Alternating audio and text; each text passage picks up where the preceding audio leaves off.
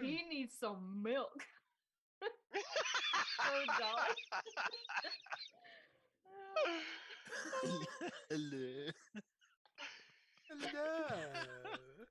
Hello.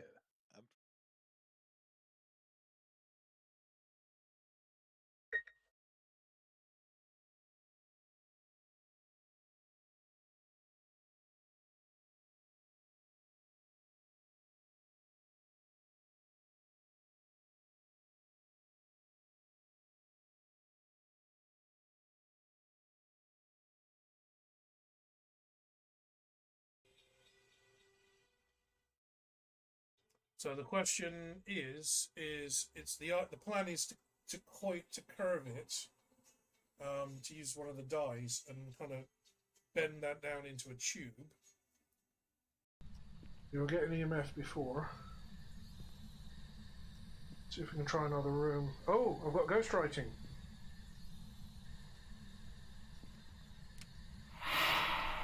Shit. Oh, I'm out of here. Fuck that. I'm out of here. Screw that. Bollocks.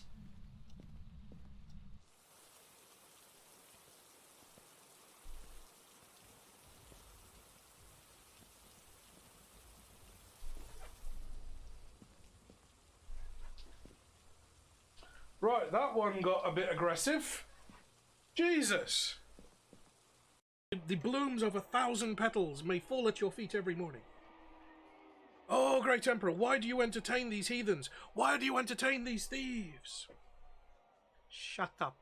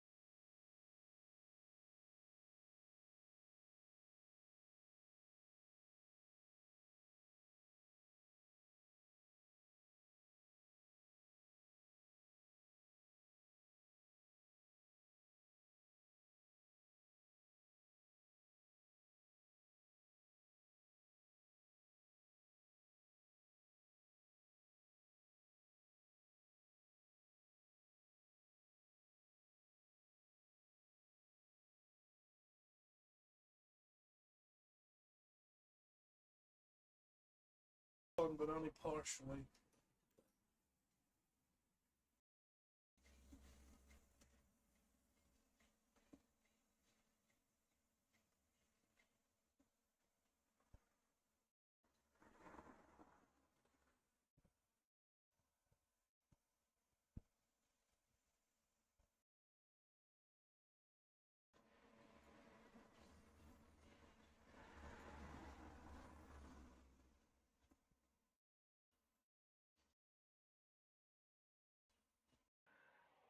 He wants to keep a desert hare as a pet.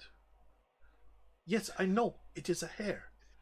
Yes, I know they are food, but he is a golem. We don't know what they eat. They've never wanted to eat before. What else do you want to give him? I'll give him your mother-in-law. Yes, you smile at that one, don't you, Ahmed?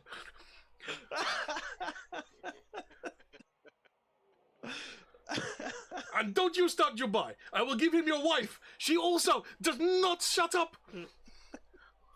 This is the best meeting ever because she is not here.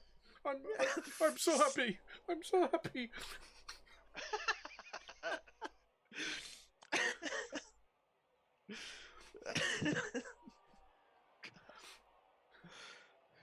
Lord King. If I was a boss mummy, I would have mummy hose too.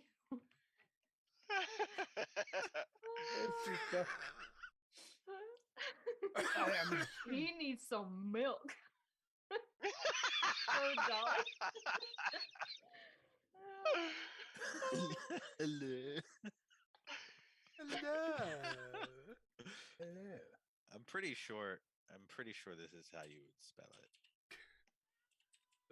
Yeah, the guardian of the secret something or other, lord of the what's it, keeper of the thingamy. Yeah, most people call me Ferro Rocher.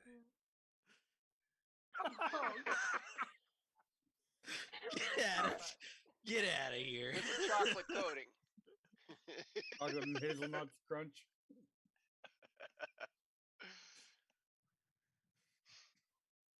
It is so You rare show us that the we nuts have part and guests, you're disowned. please. Almost from a shadow that suddenly filled behind the back of the altar, and another figure steps through, almost as if he's stepping out of a smoky room.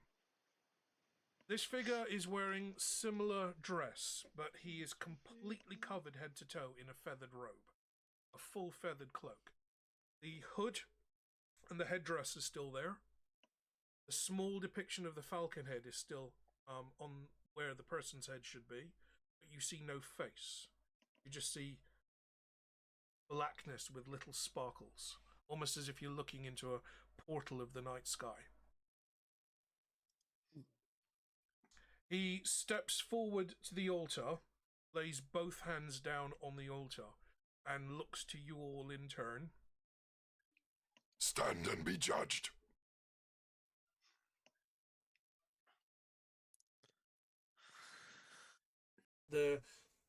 We always talk about metal being crystalline or having a lattice structure. When I'm talking about heating and cooling gold and silver, if you let it cool down gently, it kind of all the molecules relax. If you cool it down really quickly, the molecules will freeze into a lattice, which is what this is. So this has been acid etched to bring out the crystal structure in the iron. Because this is iron, the only way you can get this effect or this finish in the metal is under extreme pressure. And I don't mean volcanic pressure. I'm talking the core of a planet or the core of a star. So this is metal that would have been in the heart of a planet or in the heart of a star. It's been compressed so hard. And I think that's going to be the process, because I know Dali's not in a huge hurry for this, but it would be nice to have the ability to make a duplicate in the future, just in case everyone gets damaged or gets lost. Having the ability to make another one relatively quickly, not from starting from scratch, would be very, very useful. So, as much as I want to get the enameling done, I think I shouldn't. Instead, I'm going to bag this up and get this ready to be sent down to our casters. As Eric pulls back on the stick, you feel the entire falcon squat down and jump vertically up into the air. It kind of crests at the peak of a parabola, the wings open, and it glides. You are now flying a giant golden falcon off the top of a freaking pyramid. Yes. Oh, the stories. Bird And in that the face.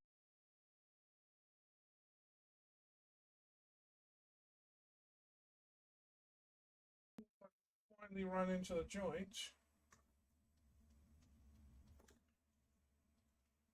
Much more heat on it, nonetheless.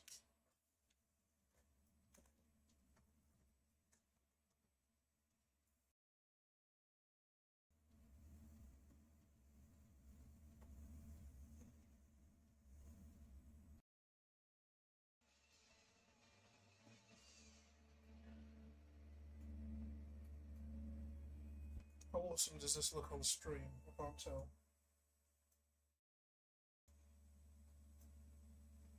Okay, there we go.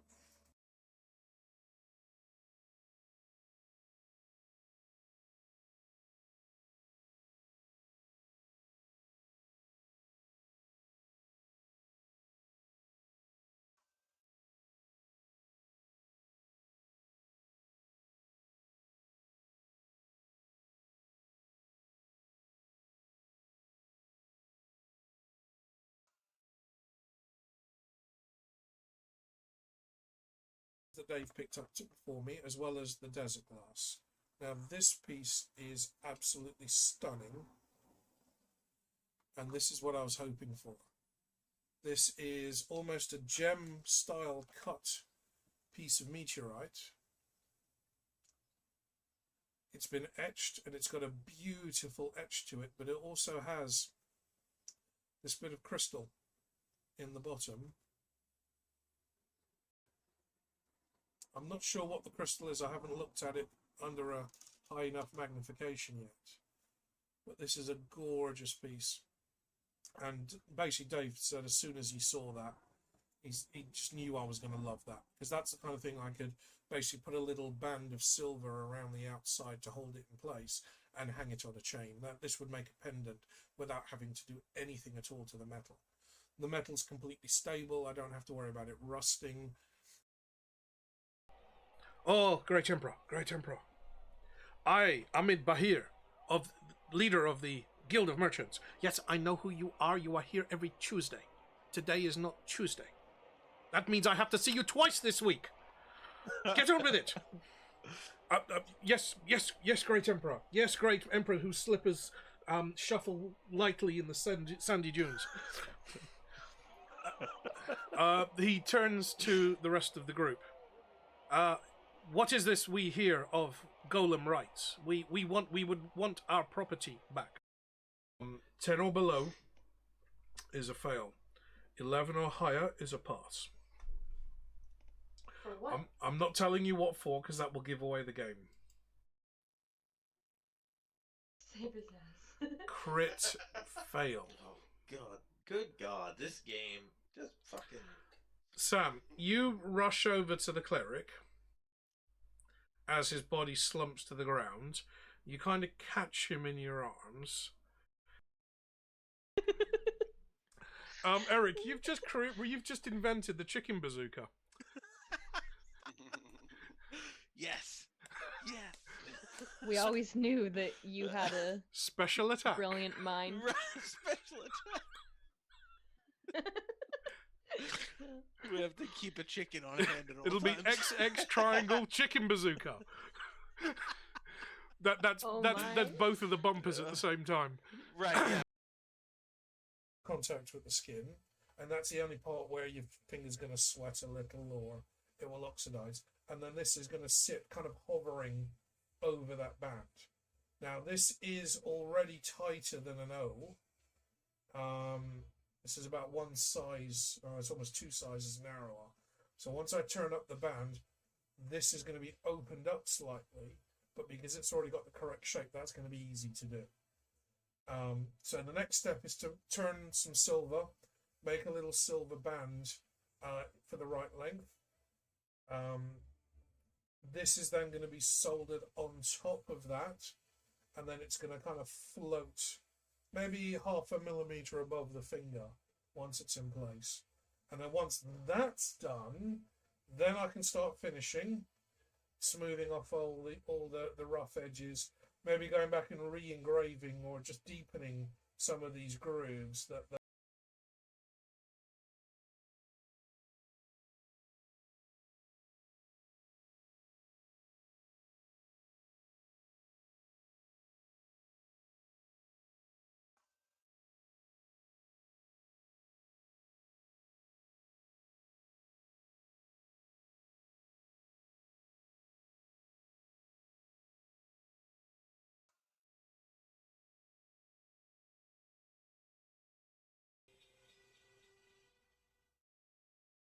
So the question is the plan is to curve it, to use one of the dies and kind of bend that down into a tube. Almost from a shadow that suddenly filled behind the back of the altar, and another figure steps through, almost as if he's stepping out of a smoky room. This figure is wearing similar dress, but he is completely covered head to toe in a feathered robe, a full feathered cloak. The hood and the headdress is still there. The small depiction of the falcon head is still on where the person's head should be, but you see no face. You just see blackness with little sparkles, almost as if you're looking into a portal of the night sky. He steps forward to the altar, lays both hands down on the altar, and looks to you all in turn. Stand and be judged.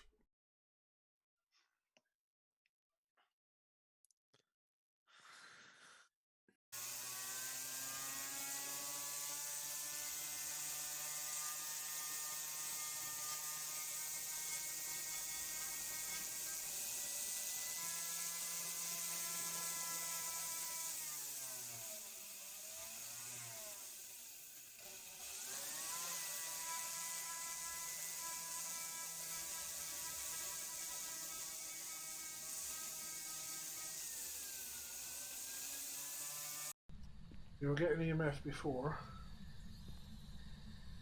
See if we can try another room. Oh, I've got ghostwriting.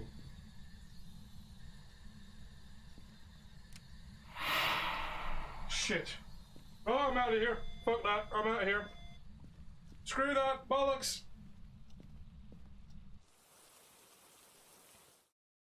Right, we are live. Good evening. So, we are returning to our D&D game. We've got Eric and Mark with us today. Sorry, Eric and Brian with us today. It's all this new hair that Brian's growing that keeps throwing me off. Mark's not feeling well, and we've got no news from Sam about whether she's going to be rejoining us in the near future. So, we are going to get things at least back on track as far as a regular session goes, or at least that's the plan. Because I have put a lot of work into this. I really want to get this game going again. So last session we played was kind of an interim. I'll drop something. Interim session because we took a bit of a break last year.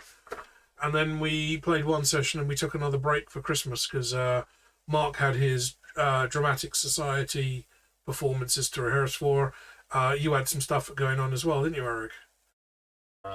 Yeah. My parents were coming into town, so I had to go and pick them up the next day. Haven't you got another new member of the family? Yeah. That's kind of what I meant. That happened this a week ago. Friday, a week and a day ago. Oh, okay, so very fresh. Yeah.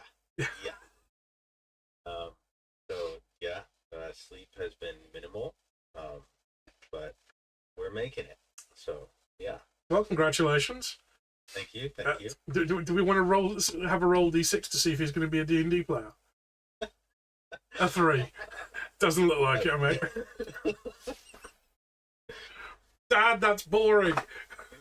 Right. Where's the Xbox? Exactly. What's a pencil? And then he ends up playing Baldur's Gate.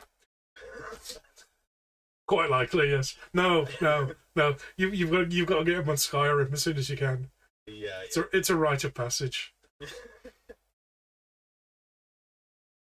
Setting up my dice over here. Is he going to be making an appearance later? No, he's very much asleep. Yeah, that ain't going to last. Yeah. No, but I'll need to go help out at around midnight, so in a couple hours. That's absolutely fine. I want to keep this to about 3 hours max tonight, Okay. mainly because it's just the two of you. And this is going to be the start of a new chapter. This is chapter 5 of the game now.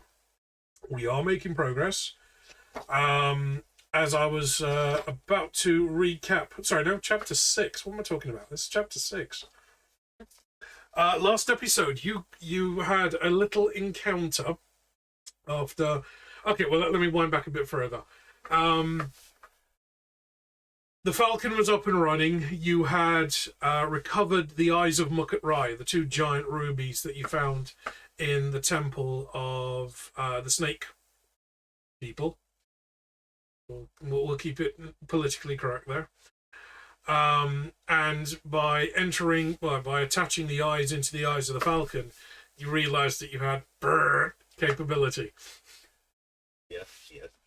I still need that little Sesame Street character to pop up and go bird. It turns out that they were actually a functional weapon for the Golden Falcon. The Pharaoh has been long dead for a very, very long time. The tomb has been probably raided a few times over the course of it. But you are now flying an armed falcon, which didn't last very long, did it? No. What was that, 3 or 4 successive failed rolls at piloting? I don't like to talk about it. You know, it's a soft spot. So. Yeah. They weren't small failures either. No. Wasn't like just one where I could have fudged it in the story. No, these were pretty bad. You ended up flying into a storm, what was a full-on sandstorm, and after a couple of failed successive rolls, there was a lightning strike. There was also a great big glowing orb in front of you that you were flying towards, and the last thing you remember was a great big flash of light, and everybody's just kind of out cold. Fun. Yeah. So, I think if anybody is watching, you probably know where I'm going with this. You're all going to wake up naked with none of your equipment in a random room somewhere. I'm already naked, so you know. No, you have your kilt. Oh, that's right. Yeah. Your kilt of plus 1 modesty. Completely distraught. The kilt being gone. So I kind of let it out a little bit at the end of the last session that the Falcon has crashed. Everybody's been tumbled around inside a bit, and we are going to start today's game with our players pretty much unconscious. But before we do that, I have my usual preamble. And this time I am again going to be reading from Sir Pratchett's work directly. So this is from the book The Thief of Time, which a good chunk of this chapter is very closely based on. Tick. Where there is suitable country for grain, people farm. They know the taste of good soil, they grow grain. Where there is good steel country, furnaces turn the sky to a sunset red all night.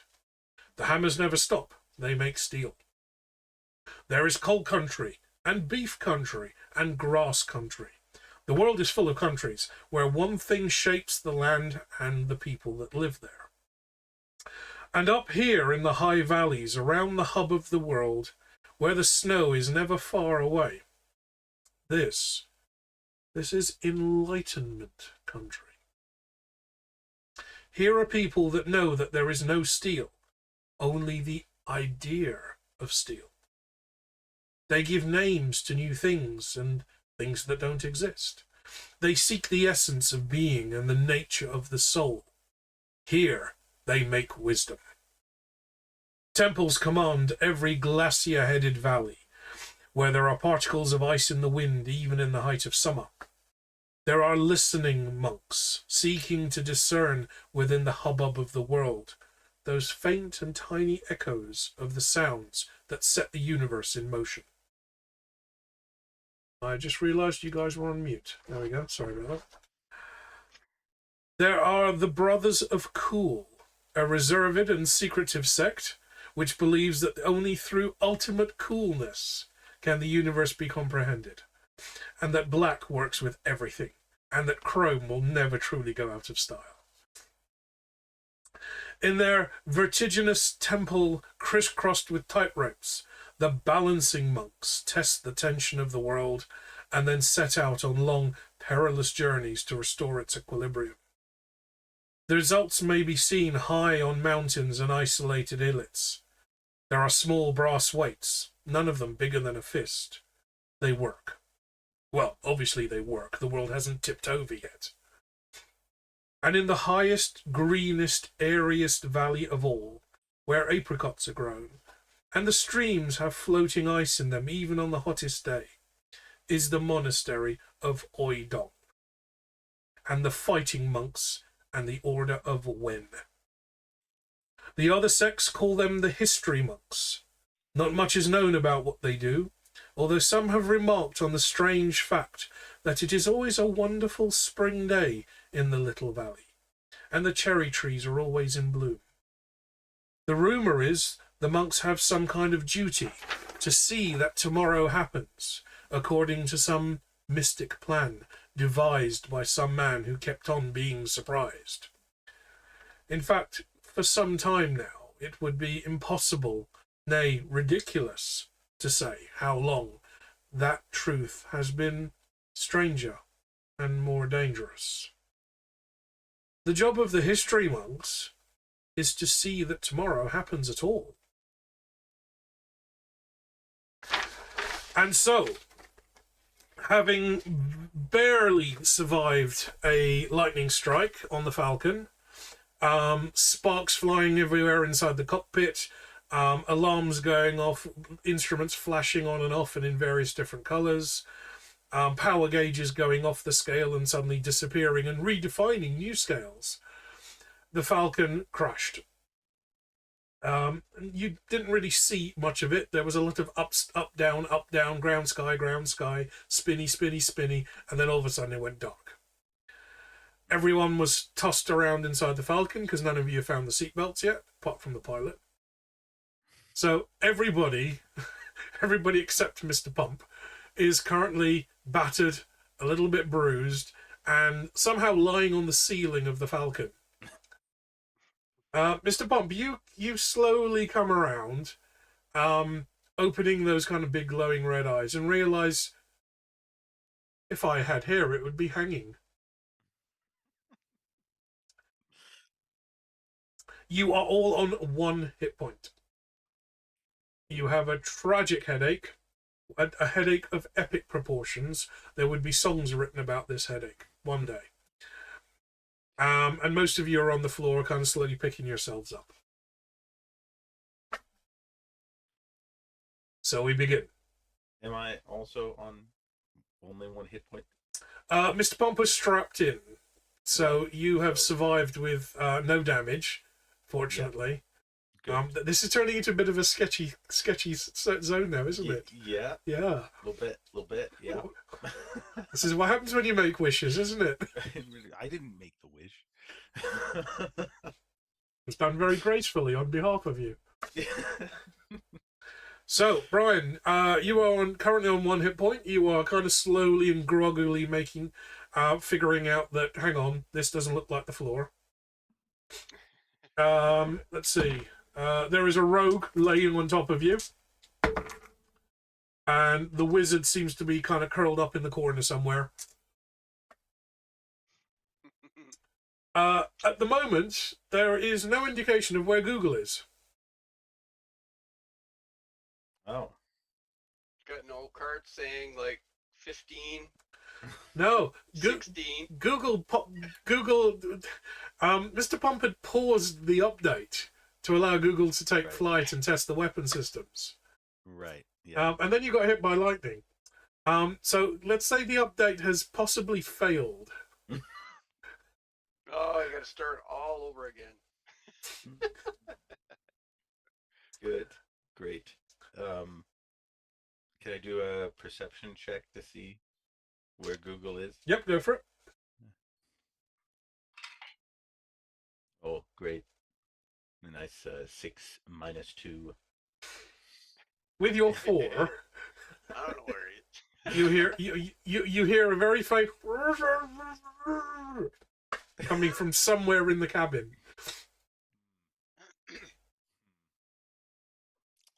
I'm wondering the best way to approach this if I should use up potions.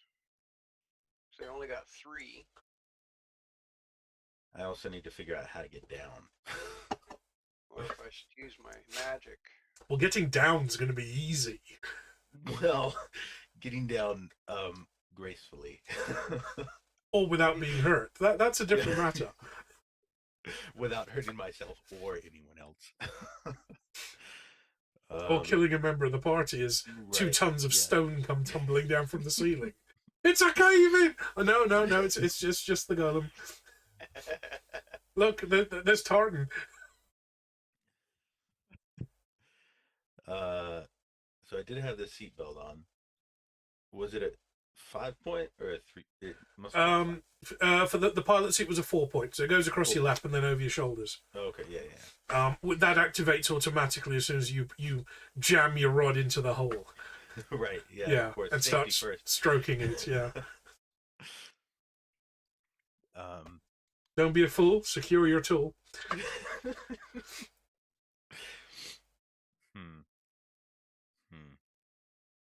And the ceiling, how far is it to the ceiling of the Falcon?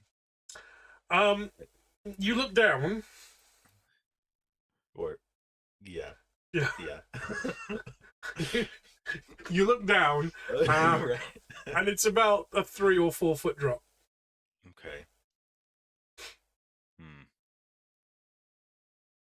I don't think. The only thing I'm thinking is if the so Brian could toss me a potion of flying, because I think that helps me levitate. Or a cushion. Yeah. I don't think. Something tells me there's no cushions available. Oh, have we checked the overhead storage? A little inflatable Yeah, pool float. To be fair, I'm actually. Hang on. No, I'm not. I'm not yet. Let me roll for this one. Off the table. Yes, I'm amazed that the chair is actually holding you in place at all.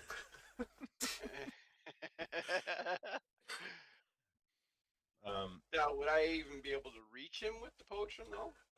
If you were standing up underneath him, you'd be at, well, let's say a joint head height.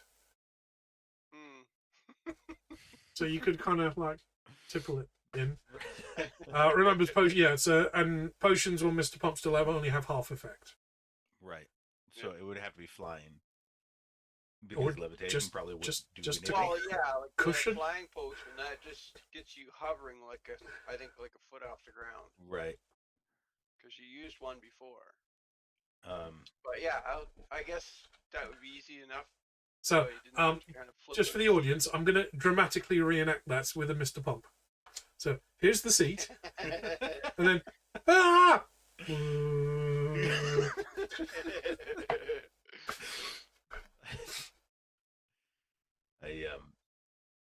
I halfway expect this to like. I take the potion and I unhook the seat belt and I come crashing down and we find out that it only works when you land on your feet. Talk about putting ideas in my head. Yeah, I know. I shouldn't have said it out loud. I said that to myself before I said it out loud, but here we are. Are you going with the potion then? Yeah. Okay. Swallow the potion. You before you unbuckle yourself, you kind of feel yourself kind of not. You don't feel like you're pulling against the straps anymore. So as you pull the rod out of the floor, the straps relax and you just kind of slip a few inches. Okay. Nice. Can I get a Constitution roll from you? Yeah. Oh, I'm not using this dice anymore, and I die. So that was a critical failure. Okay. So here's Mr. Pump. There's a little slip, and he's now spinning. Just like waving my arms, like trying to spin myself back around. So you're floating about 2 feet off the ceiling, and you're just slowly spinning. This is your first experience of zero gravity. And the whole time I'm just going,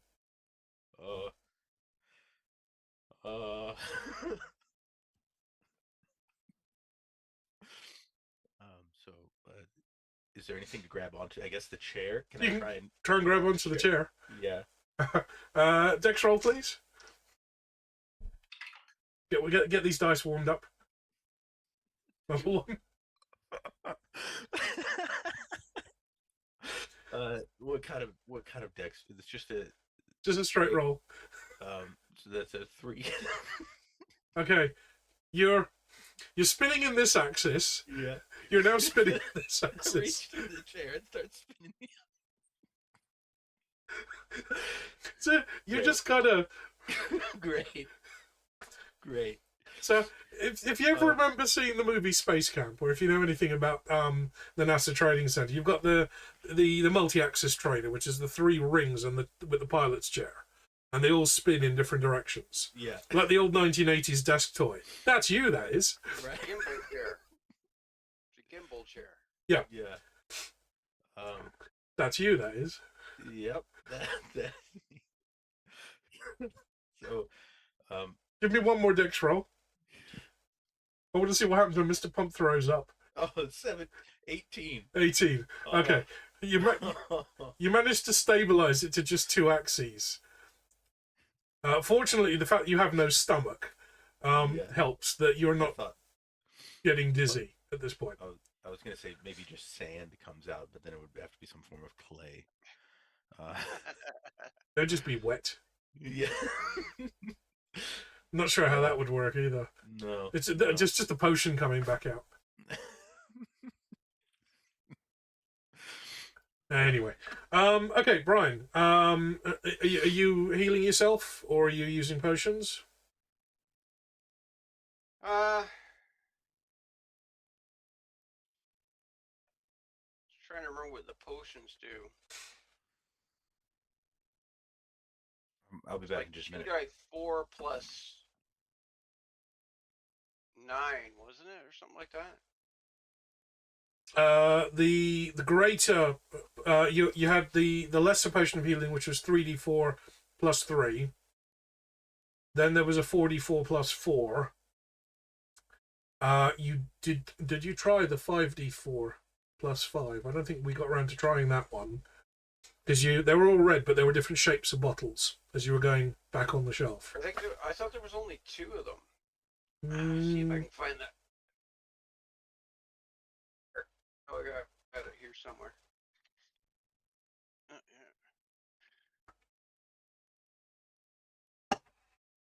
I'm sure I remember that sofa from my childhood. That just feels so weird. Yeah, I got healing and greater healing.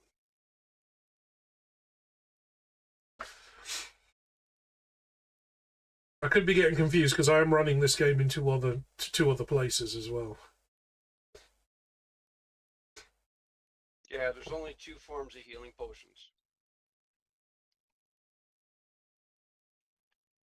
Well, aside from those 2 that I have, one that's got skull and crossbones, the other one's got the heart on it. Yeah. You've also got the little round bottle with the pearlescent white liquid in it. I think you had one there which was a green coloured liquid in 2 different shaped bottles. There's a couple of blue ones which we didn't really talk about. Oh no, the one with blue sparkles, that's the flying potion. Okay, so yeah, that's the flying one. There was... Let me think. I should have drawn the potion shelf. A vile yellow one. Yeah, there was the tall tubular bottle with the yellow potion in. That looked like a kind of a sickly yellow colour. Yeah, that's the giant strength potion. And there was a couple of other ones on the lower shelves that you hadn't really messed around with. Yeah, the 3rd shelf, I didn't really get a lot out of them. The ones that I have right now, there's one that's an antidote, one that's water breathing, fire resist, ice breath, and speed. Speed So sounds fun. Investigated a lot of them. Speed sounds fun. A potion of methamphetamine.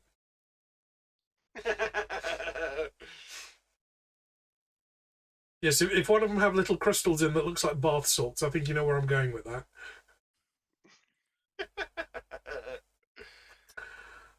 Okay, so using the greater healing.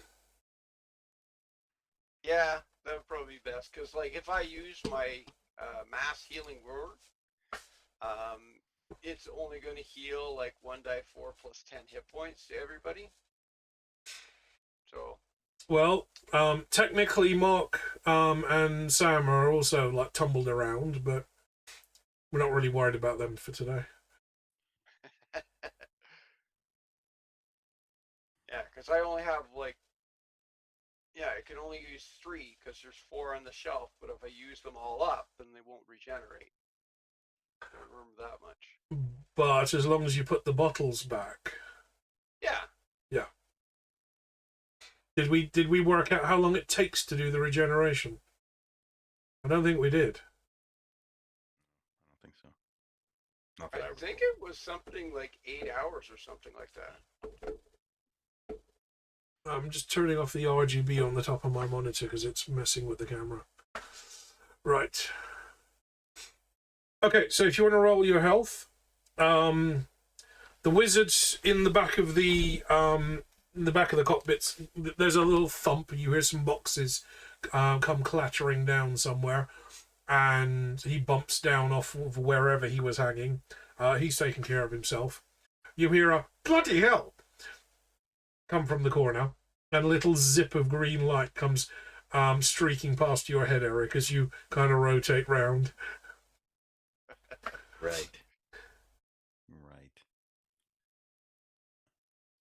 So you said it was like 4×4 plus 4? 44 plus 4.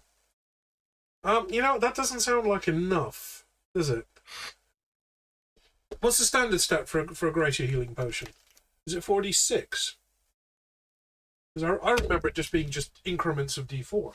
Well, I remember one of them being like 2d4, but then there was another one that was like 2d8. But it might have only been like 2d8 plus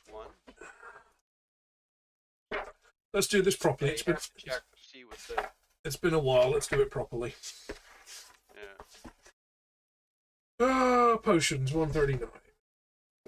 I should bookmark this page. Oh, look, it My appears... audio's still low, Marie? You're coming on... You're okay from me. I hear Yeah, you, she was right. saying that it was... it might have been because I was talking a lot more quiet.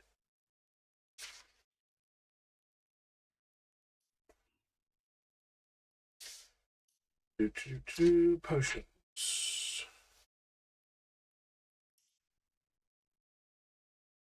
Well, that's no bloody help, is it? Yeah, speaking of dice, I'm thinking possibly my Kickstarter dice I may have by the summer. Are these the ones that you ordered like 3 years 2.5 ago? years late.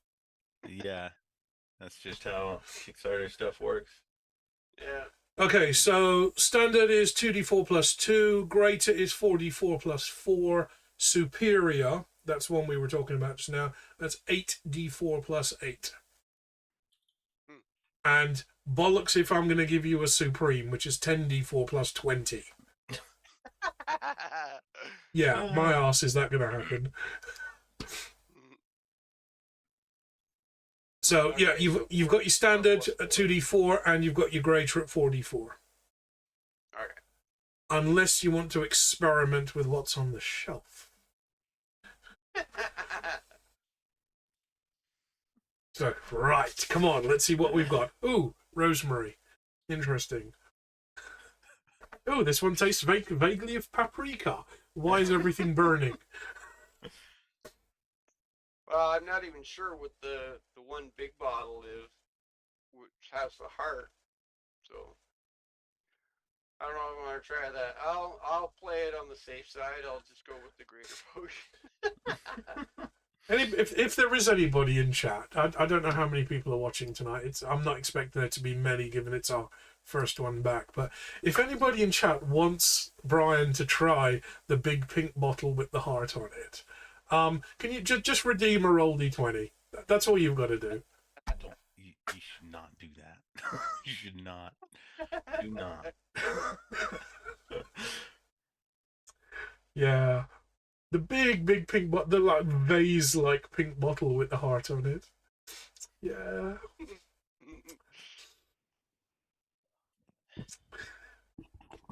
Right. Well, while we determine if that's going to happen, the wizard has sorted himself out. You, Eric, as you kind of orbit around again, kind of coming into the unvertical position, you see Google standing there going, bloody hell.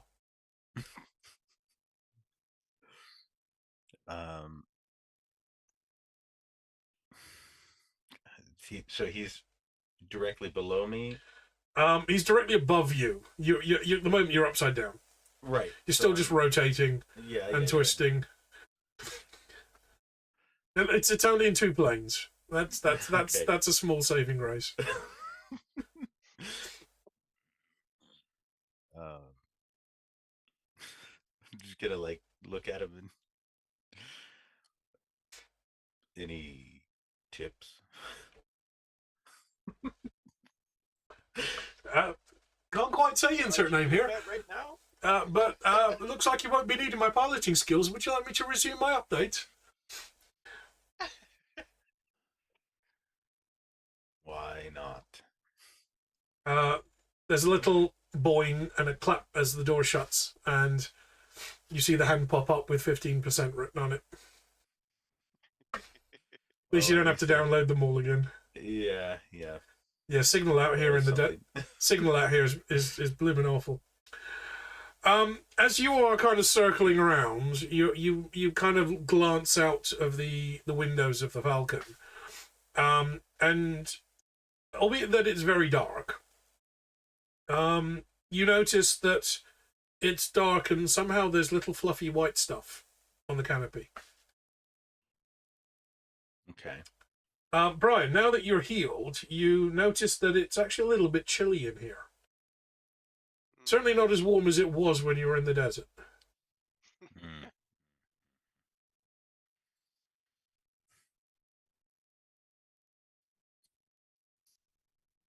Okay, that's not great.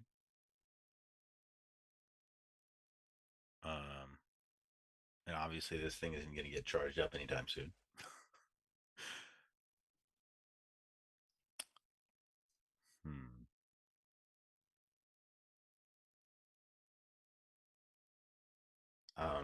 Can I try again to stop myself from spinning?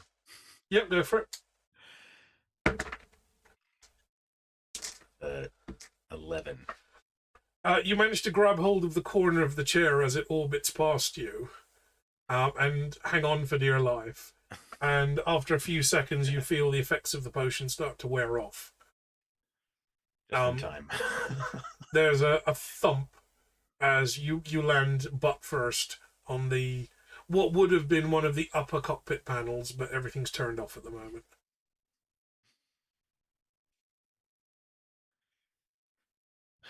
Okay. How's everybody looking at this point? Are we? I'm just like, if I do a general survey, is everybody? Where's Bun Bun? Bun Bun, you don't know yet. I would like to do maybe a investigation. You start looking around. You like Bun Bun, and you hear a coming from one of the overhead, now down below storage cabinets. Okay. Can I determine which one? Yeah, let's say yes. All right, I would like to go and open it. You kind of lift the hatch up, and the Bun Bun pops out. It's like, yeah, he's probably come away the least scathed of everyone. Good. Yeah. Good. I suppose we probably shouldn't go outside if it's like freezing. Well, as you're looking at him, he ducks back in and then comes out, and he's wrapped in a small blanket. Right. Nice. So what if I look closer out the windows, can I see anything? You can see from the light that's inside the cabin, kind of reflecting out or projecting out, you can see there's lots of white stuff piled up against the canopy. But that's it. You know for definitely that you're upside down. Okay.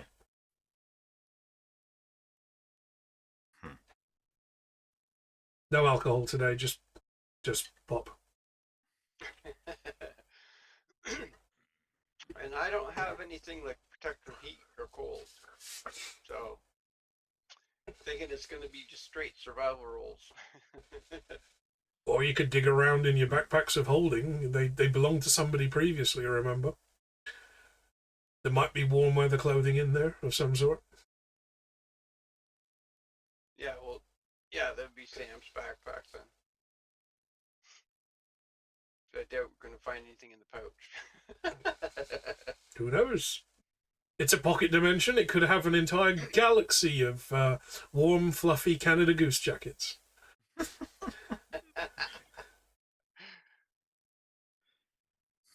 Well, I guess I could probably like check around inside the pouch and see if I can grab onto anything.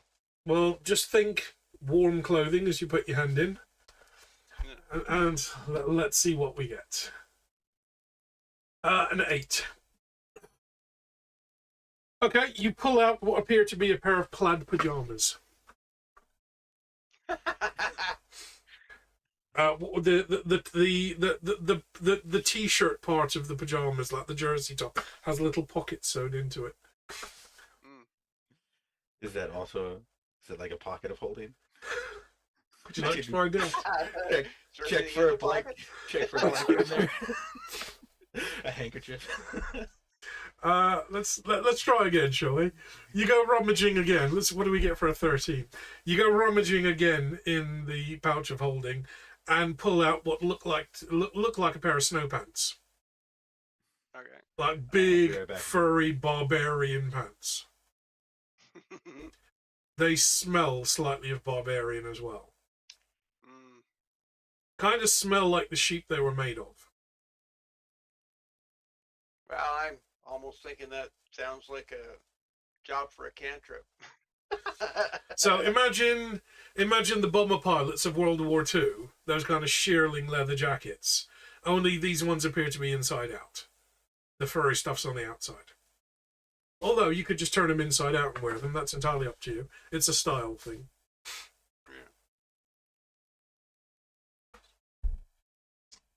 A little extra padding underneath the armor. Are you going to give them a bit of a once over with your prestidigitation? Yep. Okay. You kind of give them a bit of a patting down. You manage to get some of the smell out, but not all. After turning them inside out, you've basically got a pair of big puffy leather trousers on.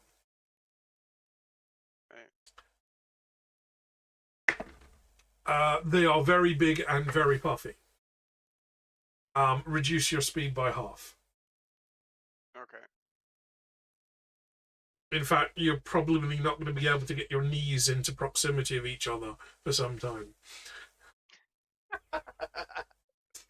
So you're going to be walking bow-legged, you're saying? Yep, like the horse was still attached. Where's my notes section?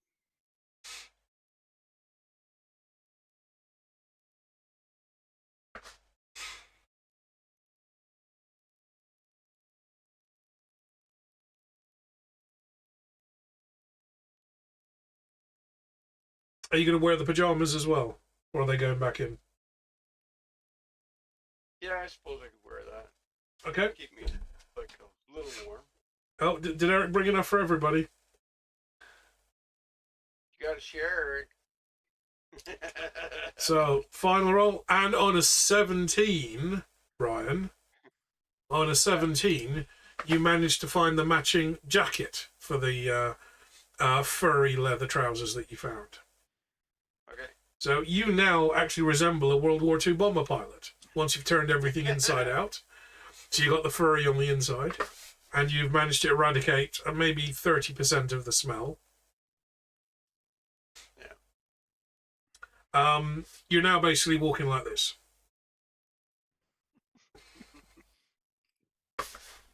However, you all... This won't fit underneath my armor. It's gonna have to go over top. No, definitely won't fit underneath your armor. Do you remember that the first time you saw me, that big red coat I had? Yeah. The one that you tried to stuff in the suitcase. Double it. Imagine you look God. like the Michelin Man with this stuff on. So Hey, I'm gonna be warm. oh, you're definitely warm.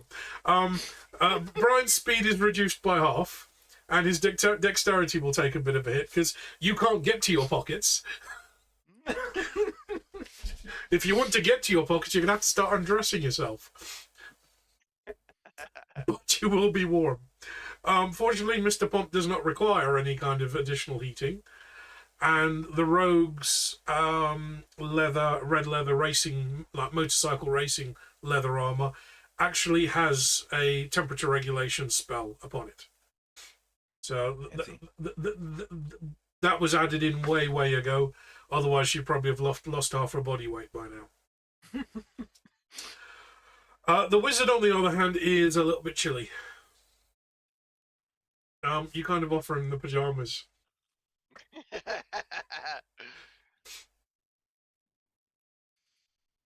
Eric, Bun hops up on your shoulder, starts kind of looking around, gives you a little like thump on the shoulder. He's ready to go. He's had enough of the fun here. Okay. The cockpit does appear to be getting colder to everyone but Brian.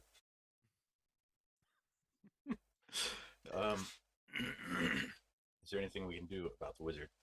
Is there anything I can do about the wizard?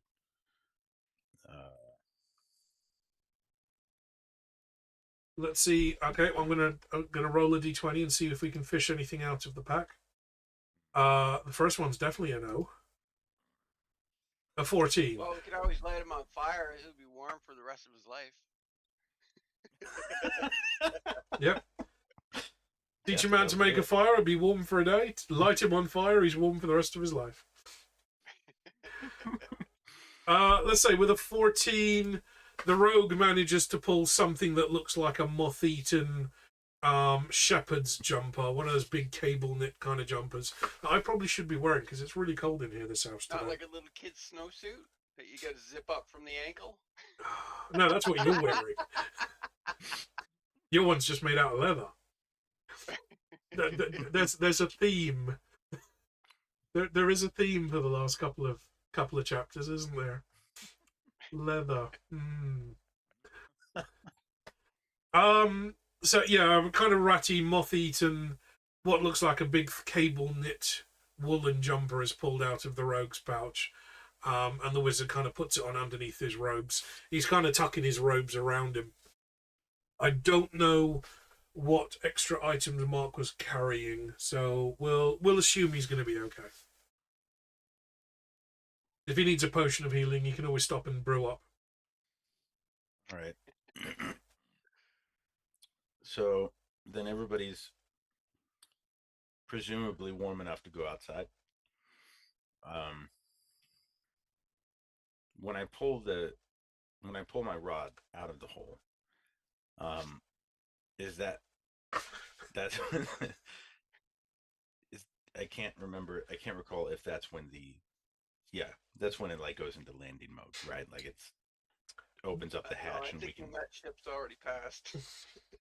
Right. But like that's the only way out of this thing. When you pull the rod out, the control rod out of the hole in the floor, normally the Falcon would kind of squat down and kind of fold its wings in and go into park mode. Yeah, that's how I remembered it. And then it didn't. Right. Now you knew that there was no power when you came around, but there is no power. That's not great. So mentioning that to the wizard with a 2 or a 20, I wonder which one I should choose. On the 20, on the 20, the wizard kind of glancing over to where there would have been some form of instruments, which nothing is displayed. He kind of jabs at the panel, nothing happens. He presses on some of the panels, nothing happens. His instinctive thought, because he's seen stuff like this happening with magic before, is maybe something shorted out. Okay. I can't. What I'm trying to say is maybe a fuse has blown, but he doesn't know what a fuse is, and he's got no way of describing what a fuse Right. is.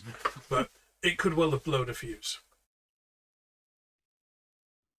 Now, what the fuse in a solid gold falcon would look like, I don't know.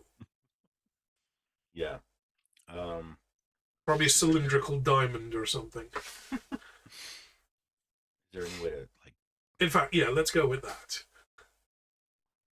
So it's almost like a disjunction.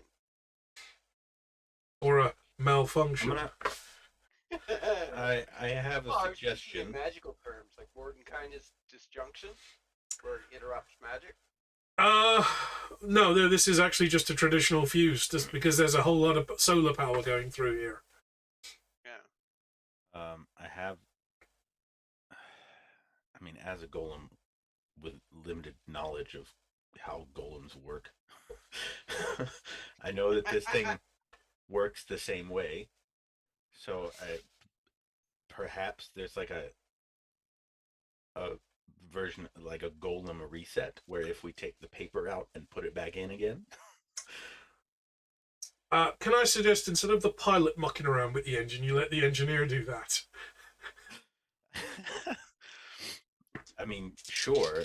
I forget. I can't recall if I was the only one that could open.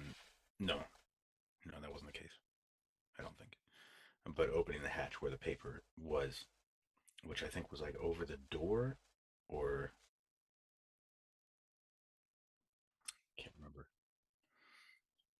But yeah, that's my best guess. Okay.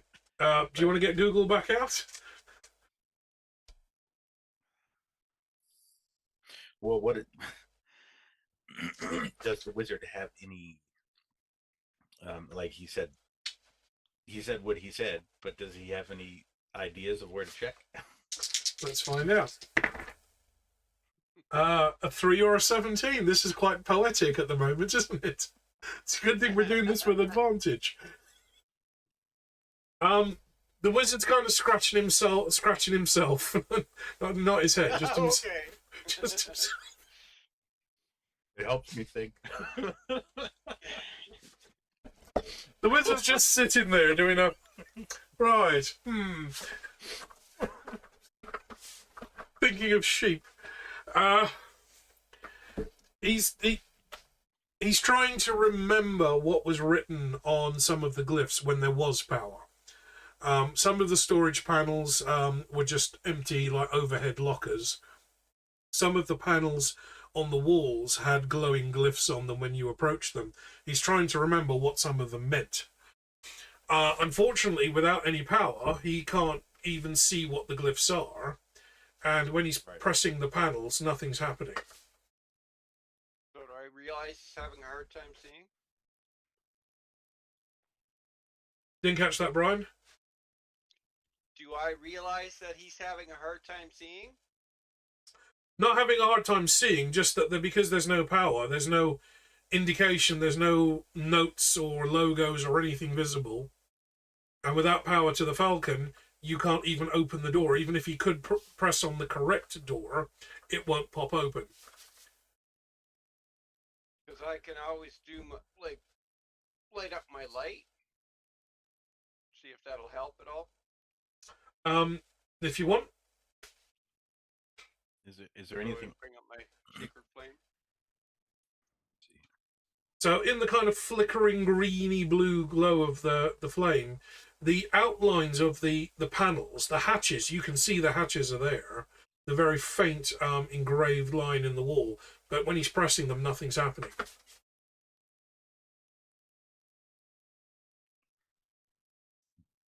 Think you might need a jump start.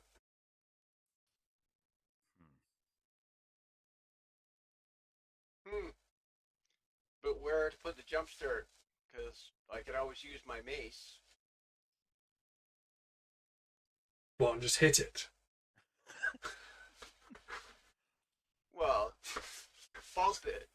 I don't want to like whack it. That's like my dad jump starting a car, just whack it with his shoe. Smack it on the side of the television. Is there a cartridge somewhere that we can blow on? That was my idea with the paper. Just pull the paper out, blow on it, and put it back in. But like the main control, is that the socket where the rod goes in? Should we blow on the hole?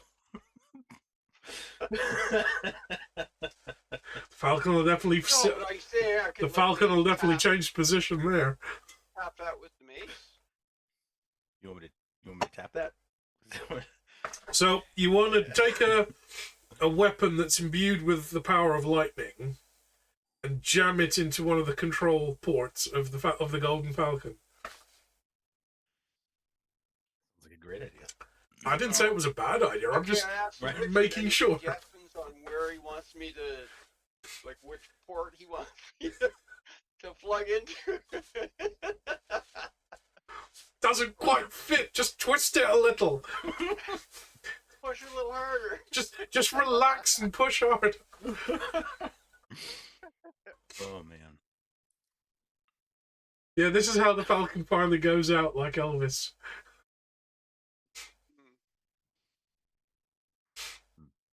So what is he? What is he? Or well, I could always try an insight roll and see if that works. Let's try that. Well, I should be okay as long as I don't roll a 1.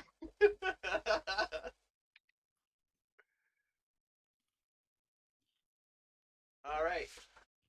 Comes out to 15. 15. Okay. The only thing that is accessible is the hole that the control rod goes into. Everything else are panels or hidden behind panels, and none of them are opening because there's no power. Everything else would be holographic controls, and none of those are visible because there's no power. The only thing you've been able to actuate or open at all have been the overhead storage bins. And that was just looking for bits and pieces and finding the bun. So by process of elimination, you don't really have much option here. Yeah. I'm thinking it's also a good thing that the mace actually has an extension feature, because I'm pretty sure I can't actually reach all the way up there. It shouldn't be too much of a problem. If Mr. Pump like bends over, you can climb on his back. We'll make sure. Well, just make sure you jam the mace in the right hole. Yeah. Are you grounded in this situation? You might want to make sure of that. I don't know, but I'm thinking you're the one that's grounded me. You're standing inside a giant gold superconductor. Does it matter? You thought copper was a good conductor. Gold's even better. Right. Do you want to dig through your pouch and see if you can find some rubber boots or something? Oh, actually, I think Sam had some rubber boots in her backpack. She does. She's put them on herself. She sees where this is going. Even she well, knows. It'd be easier if I used them, then I wouldn't be conducting to the rest of the ship.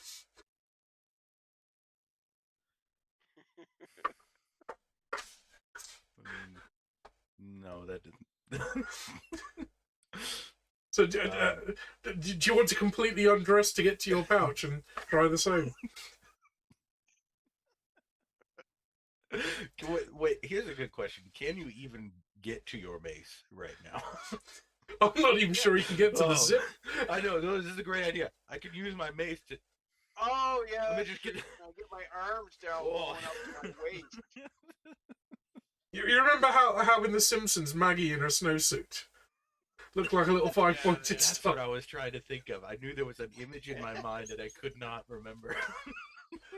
Okay.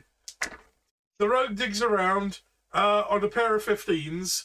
Yes, finds two more what look like rubber Wellington boots, and jams them on your feet as best you can.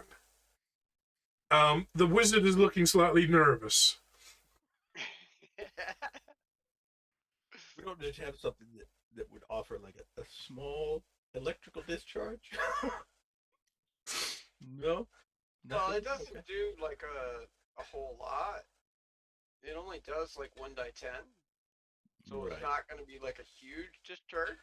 Yeah, it'll be like when I'm working It's on the like electrics in the grabbing house. onto like 120. Yeah, If you you've just- ever done that. Like, there's a I've little- done that myself. There's a little pop So and you you just- wake up on the other side of the room after 10 minutes. So it's just Yeah. going to be a small discharge in the Falcon's hole. Is that what Yeah. you're telling me? Yeah. Okay. Don't Like want to you put your overload it, finger you on know. Live wire. Yeah, because a cattle prod to the hole is definitely going to hurt. Yeah. Oh, no. That cattle prod is like a little bit higher than 120. It's not the All right. voltage that kills you, it's the amps. Yeah, that's God, the highest I've been hit with is something like 20,000 volts. But that was off a Tesla coil. That was barely a milliamp. That was just enough to make your hair stand on end. That's the highest amount of voltage that I've been hit by. I've been hit by mains. Bear in mind, our mains in the UK is 240 volts. In Europe is 240. Usually at 32 amps, which is enough to knock you out cold for about 10 or 15 minutes. It's happened to me a few times. You just wake up on the other side of the room and suddenly realize you're sore everywhere from the impact. Because hang about, there was a table in between me and this wall. And fun fact: when you get thrown by electricity, it's it's actually your own muscles. Yeah. They're like Because it's alternating current, your muscles contract and then immediately push out, and it's you throwing yourself across. It's like, yes, this is like world record breaking stuff. If I wasn't worried about waking up for the medal ceremony. You think athletes would be allowed that? Would that be considered like electro doping? All right. So are we trying this then? Yeah, I guess I climb on the back of his shoulders. How did you manage that? Maybe I should pick you up. Oh, that'll work. The rogue like hands you your mace because you can't reach it. I feel like Well, it extends 15 feet. No, you can't reach it to get it off your belt. you Your can't arms get it off don't your fit. belt. You can't move. I feel like at this point you have so much cushioning, I could just grab you without even having to think about strength. You wouldn't feel it. You just squeeze and his head pops up a bit. Just like a tube of toothpaste, right? So I'll lift him up like a baby. Arms sticking. Here you go. Should I just use? No, he has to use the mace, right? Yeah, but you might have to rotate him to get it to fit. That's what I was thinking. A little to the left, a little more. Is that Okay, do you want to roll, bro? All right.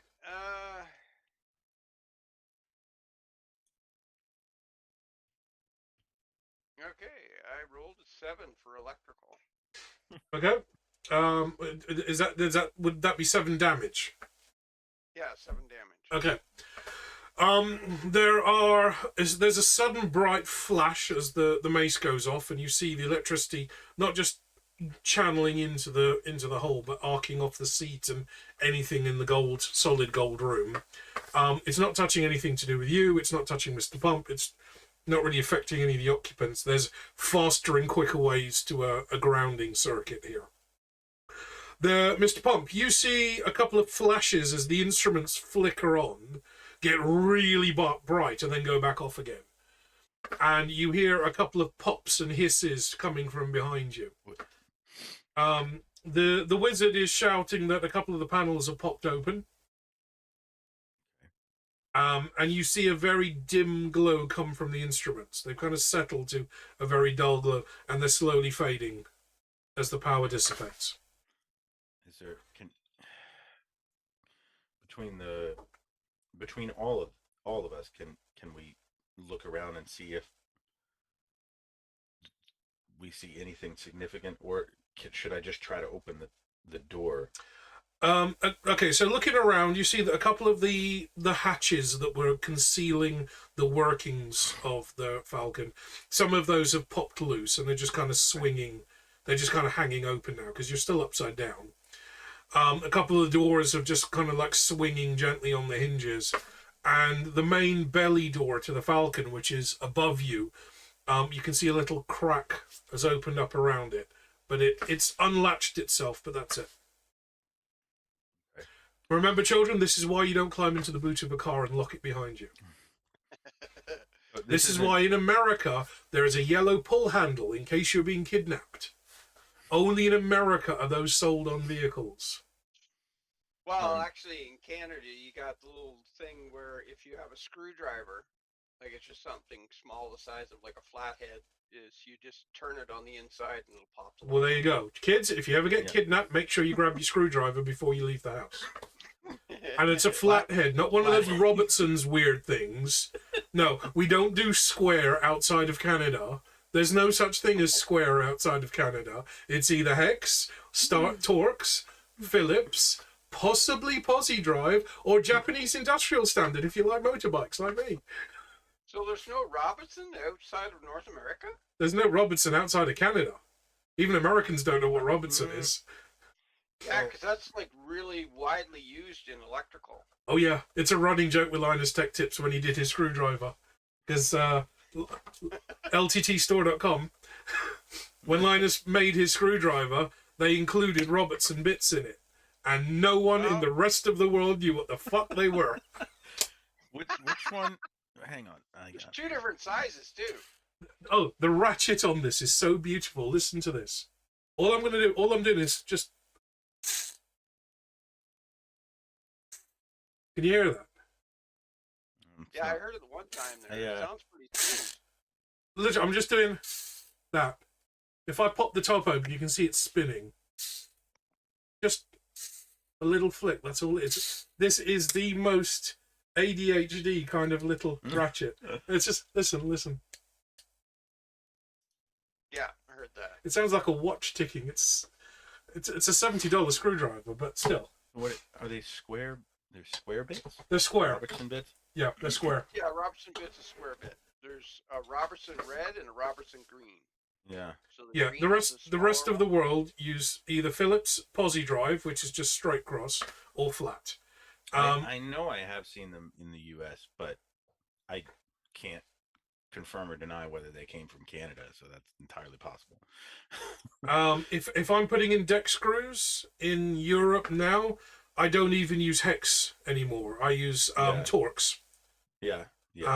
Because the Torx ones give you just that little bit more torque than a hex head would. But the nearest we have in Europe to a Robertson is a hex drive, which is basically an Allen key. Or a hex wrench, whatever they call it in North America. Robertson is a Canadian thing only. It's something that Canadians just didn't realize existed only in Canada. Well, when you're talking like the bag milk pieces, we call those Allen keys.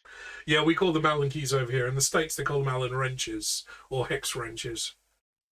In fact, if not just to to shill Linus Sebastian even further, I had to buy the full set of hex bits because most of the stuff I work on, at least in the house and stuff in the garage, are various sizes, anything from 1 mil all the way up to 10 mil.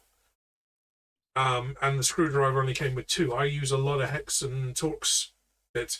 The security Torx are the nice ones because it's a star drive, but it's hollow on the inside, so it fits over a pin. That's the screws on an Xbox controller. Yeah, so those are the security ones. They're supposed to be extra difficult to get hold of. Bollocks. I've got tons of them.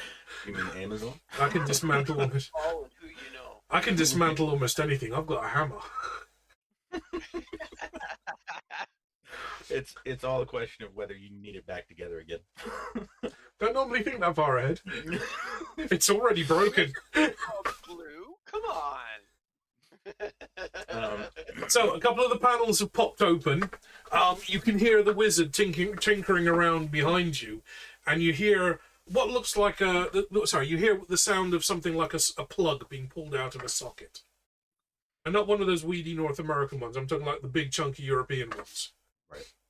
There's a thunk, and there's sliding metal of something being slid out of a socket. And as you turn around, you see the wizard holding up by like fingertips what looks like a transparent crystal tube that has like an hourglass meeting in the middle. And the very points at which the hourglass meet are kind of blackened and burned. He's found the fuse.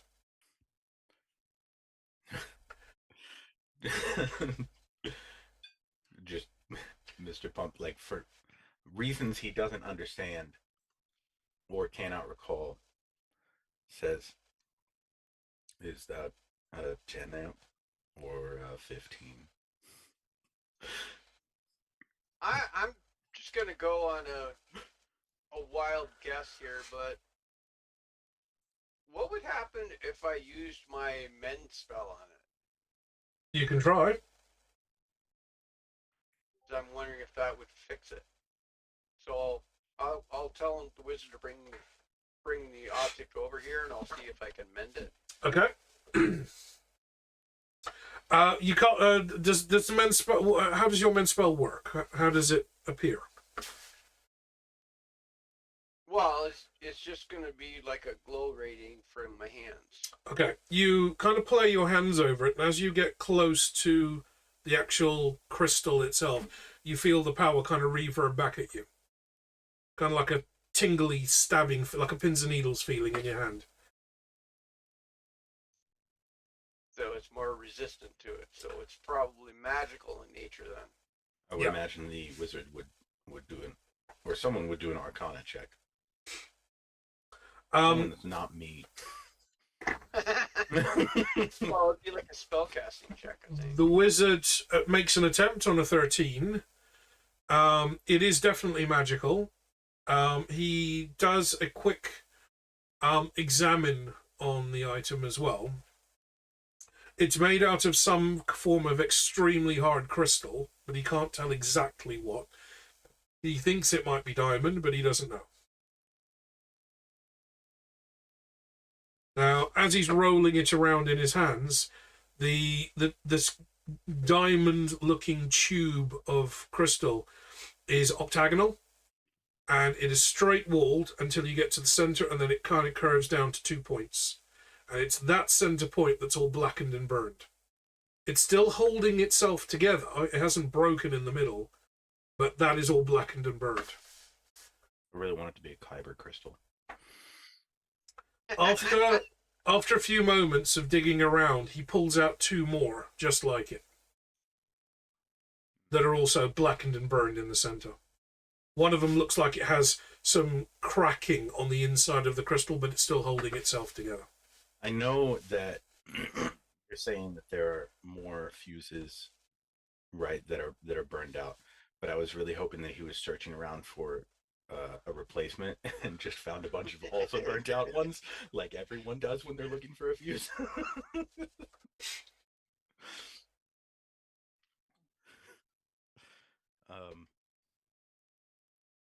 Well, bag of holding.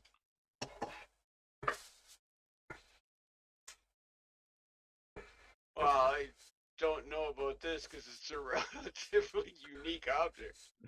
Yeah, but never hurts to check. Yeah, if the bag of holding was around in the time of Pharaoh Rocher, then perhaps what you need is a little gold sweetie paper that maybe wrapped up a little round chocolate ball. So you're saying like jury rig something? How?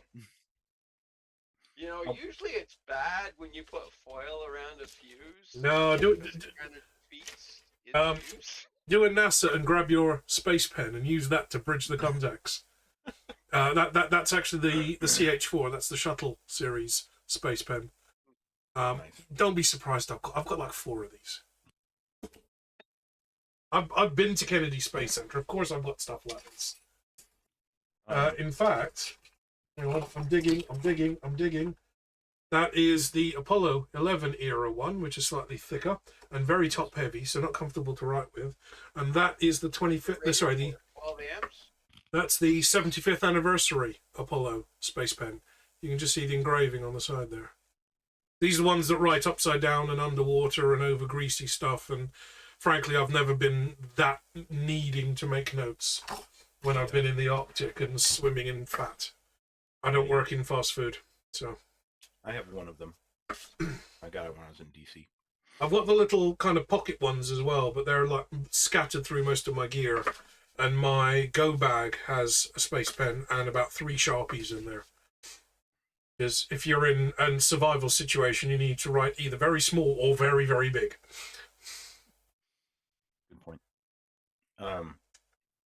How big are these fuses? I'd say about the size of a chem stick. So the kind of snap light, the glow sticks. It's about the size of one of those.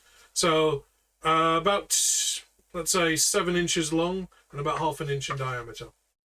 Okay.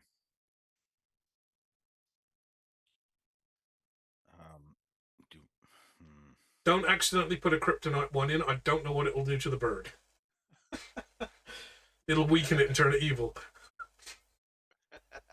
I don't assume that we can. I assume that we cannot just bridge this with something metal. Do you want to try? The end of it.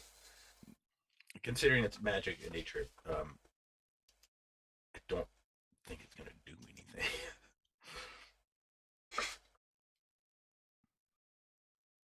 You said that the hatch did pop open, right? Yeah, Like you can see like, where the belly of the Falcon would normally drop down into a ramp, right? Allowing you to climb down. You can see that the hatch has popped open. Normally it would be completely smooth and you wouldn't even know that there was a door there, but the little edge is there. So kind of like the latch has popped. Yeah. But you can't see any daylight creeping in around it or anything. It's not like that stupid half between point on a car door where it's like popped, but it's not open, so you can't do anything about it. But the car still bings and bongs at you constantly. Yeah. Bing. Can I try? Can I even reach up to push on it at all? Do I have enough like? You're probably the only one that is tall enough to do that. Yeah. So yeah, you reach up and push, and it gives. It's heavy because you're pushing the entire weight of the hatch, but it gives. Little bits of snow come tumbling in.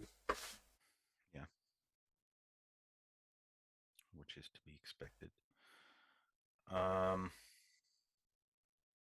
Is there anything to stand on? The cleric? He's Okay, I cushioned know you enough can at this point. support me, but I don't think I can support you. So Mr. Pump would normally be kind of just about scraping his head on the ceiling when he's walking around in the Falcon anyway. Given that you're, nearly 9 foot tall. Yeah. Yeah, you're still slightly purple, remember. You're still in Thanos mode. Yeah.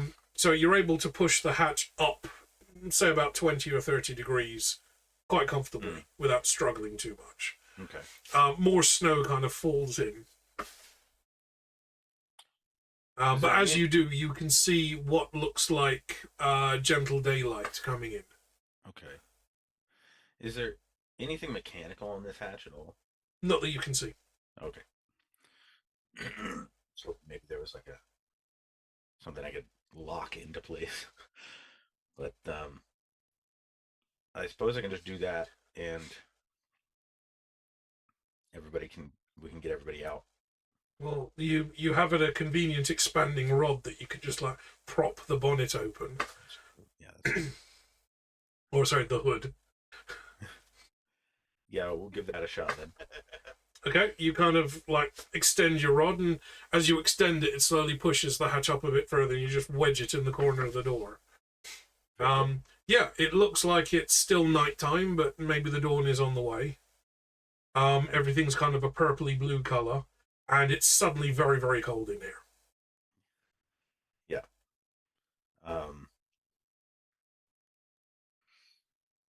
So we're climbing out, I suppose. Because I don't think there's anything else that we can do in the Falcon. Well, Yeah, we kind of got to get it fixed. I don't know. It doesn't Yeah. recharge when it's on its back. Well, yeah, without the fuses, I imagine it wouldn't do Oh, yeah, that's anything. true. Just make sure we bring one of those with us when we get to the hardware store. So, Hey, have you got one of these? yeah. Sorry, we don't carry Robertson.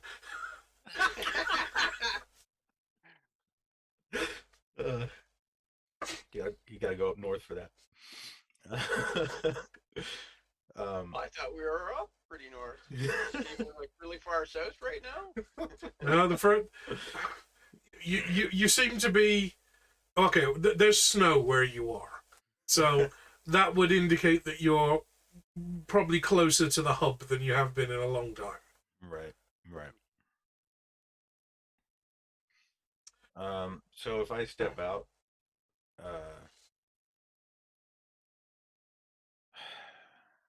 I hesitate to pause the update again,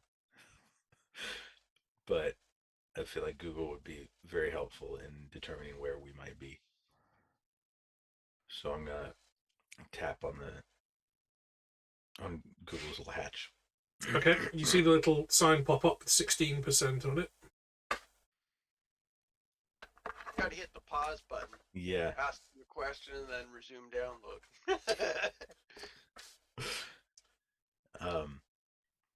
Why did you make a note just now?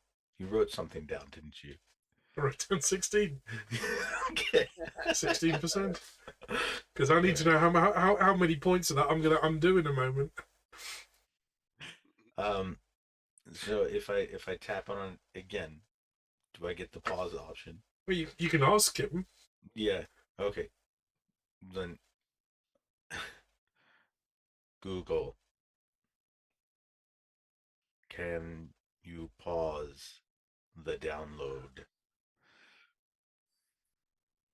The hand pops back down, and you hear a little bit of a rummaging and the sound of things being kind of slid around inside his box. There's a clatter of what sounds like plates and maybe so a couple of pots and pans, and the sound of something small and maybe glass breaking.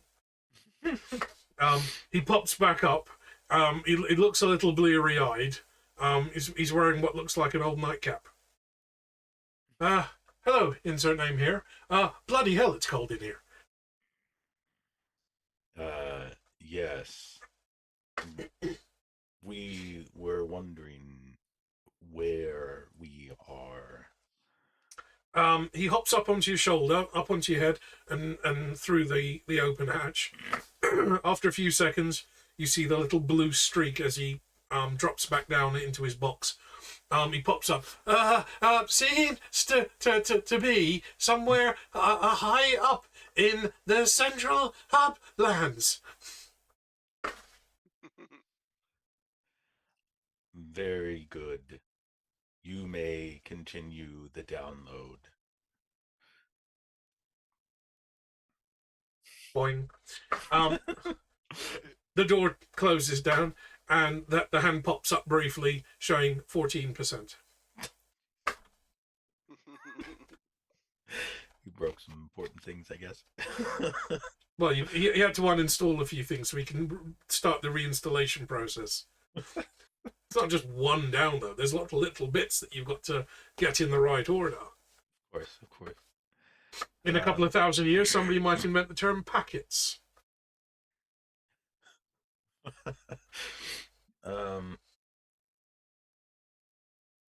So are we getting everybody out? Or Well, there's only two of you. One of you has to make a decision. right.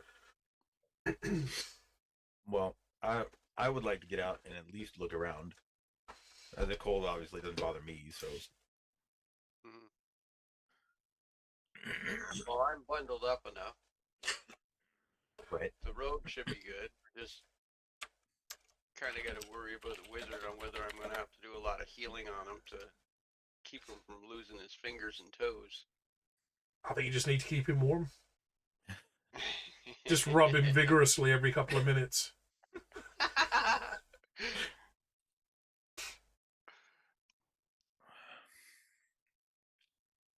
Okay. Get out there and I guess do a perception check. Okay. Who's going first? I'll go first. Okay, because without you, the others can't reach the hatch. Yeah, Oh, kind of thinking that it's like the I rest thought- of us I thought climb you on meant- top of your shoulders to get out. yeah. I thought you meant who was doing the perception check first, but yeah, sure. Obviously, I would help everyone. It's not gonna just be like, all right, So I see ya. imagine that I would go out first, and then like the rogue and the wizard behind me. Okay. So Mr. Pump, you grab the 5-pointed cleric and start attempting to stuff him through the hatch. It's like trying to push a sofa cushion not through, that way. pushing a sofa cushion through a letterbox. Eventually, there's a thump. I get out and just roll down the hill. There's a thump, and he just pops out. Kind of hold out a hand, and the rogue hops up, and you just kind of ground floor, Falcon cargo, escape hatch, first floor, ladies lingerie, and the outside. Yeah. You do the same for the wizard. He's already shivering a little, even in his kind of smelly woolly jumper, and he steps off, and you just kind of grab the two sides of either side of the door and just pull yourself up. So you just come rising out. And then I would like once we're all out, I would like to grab the door and then take out the rod, not just take out the rod. Okay. And let the You door give the fall. door a little lift, remove the rod, and are you closing it fully? No. Okay. No. Let's hope spring doesn't happen by the time you get back. Right. So you gently ease the door down just so that it's kind of resting on the invisible catch that doesn't appear to be there, but it's just like a millimeter open all the way around. Easy enough to kind of pry someone else's fingernail under it and lift it up. Well, I wonder if I stuck my wand of one in there, would that kind of keep it open? If you want to try it, do you want to use the wand first? Well, doesn't that destroy the original wand? You have used your wand of wands before, haven't you? Yeah. Yeah. It So just creates another wand. it just creates another wand of wands. So every time you use it, it creates a new wand, and the old one just turns into a wooden stick. Oh, okay, okay, yeah. So it destroys the magical Oh, yeah. properties of the original. I thought it kind of crumbled to dust kind of thing. No. If you do it often enough, you'll end up with a box of pencils. Okay, yeah. So I'll use the wand to create a new one. Okay. The old one. Just like jam one in the corner. Yep. Okay. If anything, it's going to be a convenient source of firewood. I was actually given one of those in a game once. This was years ago. And I just kept casting until I had a pile of kindling. And we started a fire. Yeah. With an 18d6 fireball. You know, that meme of Dumbledore doing the big firestorm. Yeah. Yeah, that was fun. Right, you jab the equivalent of a pencil into the under the hatch of the door so it can't fully shut. Standing up, you are standing on the belly of the bird. It is indeed lying flat on its back in the snow. It's half buried in snow. You can see that the head and most of the neck of the bird and pretty much all of the wings except the wingtips are just in the snow. You've crash landed on the side of what looks like a very shallow mountain face, and you've just seemed to have hit the top of it and slid down and landed on a little plateau that stopped you sliding any further. As you kind of peer over the edge, you see that it actually goes down into a very deep ravine, and at the bottom of which could be something, but it's mostly hidden by the clouds and the falling snow. Okay. And this mountain go? Bloody cold high up.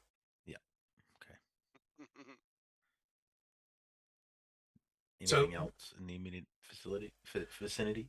Visibility-wise, you can see partially across the valley. The snow's mostly obscuring that, but you can see that there is another side to this kind of ravine, and that you're on one side, and something is on this side, and there's bound to be something down in the bottom. Might be a very chilly Balrog. Above you, everything disappears into cloud. And around you, you would normally be kind of getting that damp, clammy feeling when you're standing at high altitude, but you're just cold. So you feel that you're either in or just above what would be the normal cloud layer, because it's snowing below you as well as snowing from above you. Very little light is filtering through, just enough to tell that was nighttime and it's trying really hard to be morning. Yeah.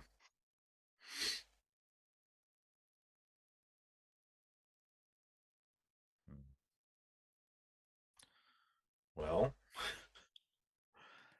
what do we do? You don't have to complain about being in the desert anymore. Yeah, so out of the heat and into the cold. Yeah. Well, I'm thinking probably the safest bet is kind of try and work our way down the mountain. Are there any discernible safe routes down? We'll have to start by climbing off the Falcon. And that might give you an idea of how deep the snow is.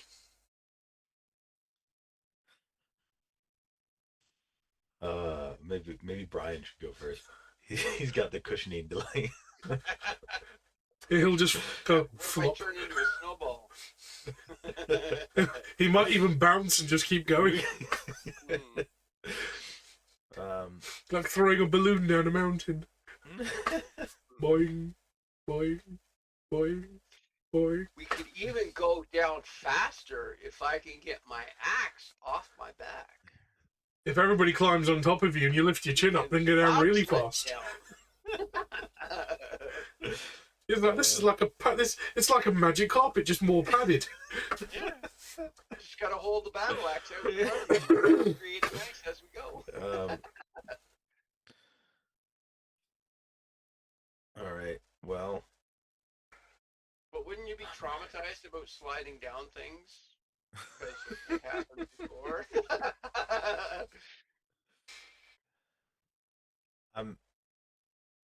As not as Mr. Pump, as myself, I'm genuinely terrified of just walking off into this snow. But I don't think Mr. Pump would really think about it too much. Mr. Pump's never seen snow before. Right. Yeah, so you can go for it. Okay, you take a step off the Falcon.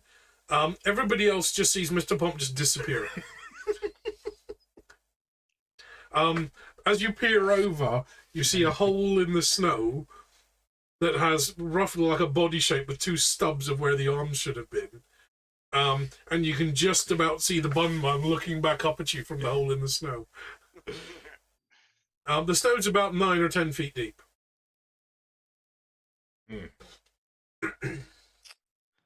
Very good. So I can't see anything. What you can see is the bun just kind of flick down and flick his ear in that direction. Then you start walking. Okay. There's now a channel appearing in the snow.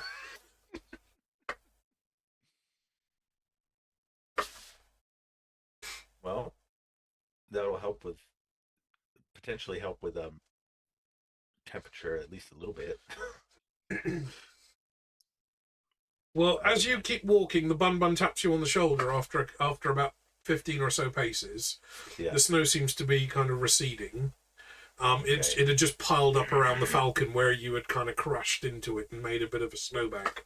So the snow appears to be about 3 or 4 feet deep, maybe about a meter deep.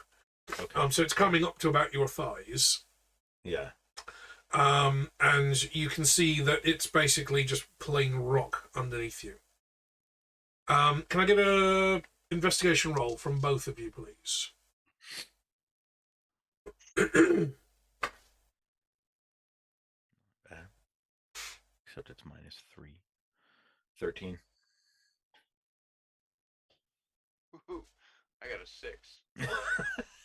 Look out. Sherlock Well, I Holmes was over kind of here. distracted because I was kind of just thinking on casting freedom of movement so I can kind of tread through the snow without any problem. Is that with or without your snowsuit on? Right. It's like every time Brian kind of brings one arm up to shield his eyes, the other arm straightens. And he bends this one and this one straightens. Yeah.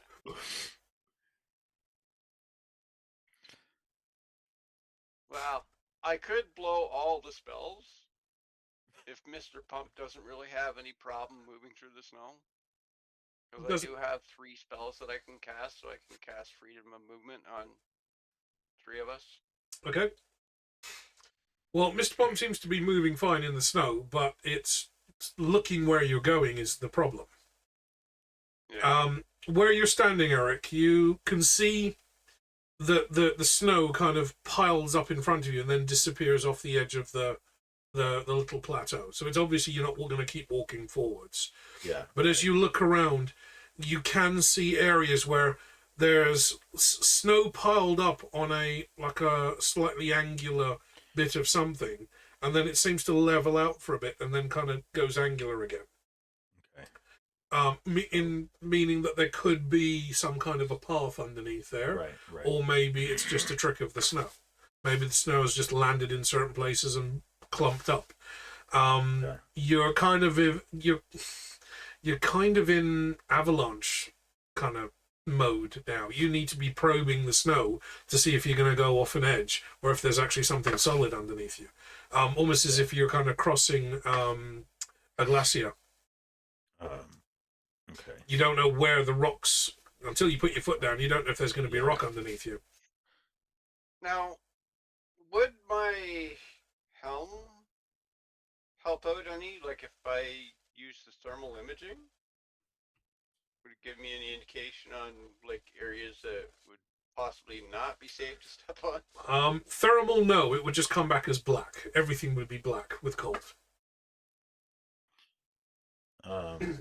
I mean, I could use my staff or the rod. Yeah, staff has a knob on the end.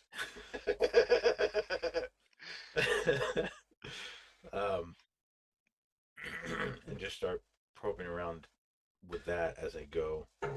So you're basically walking like a blind man with a stick. Yeah. Okay. You extend the staff. It seems to have a bit of trouble extending to its full length in the cold.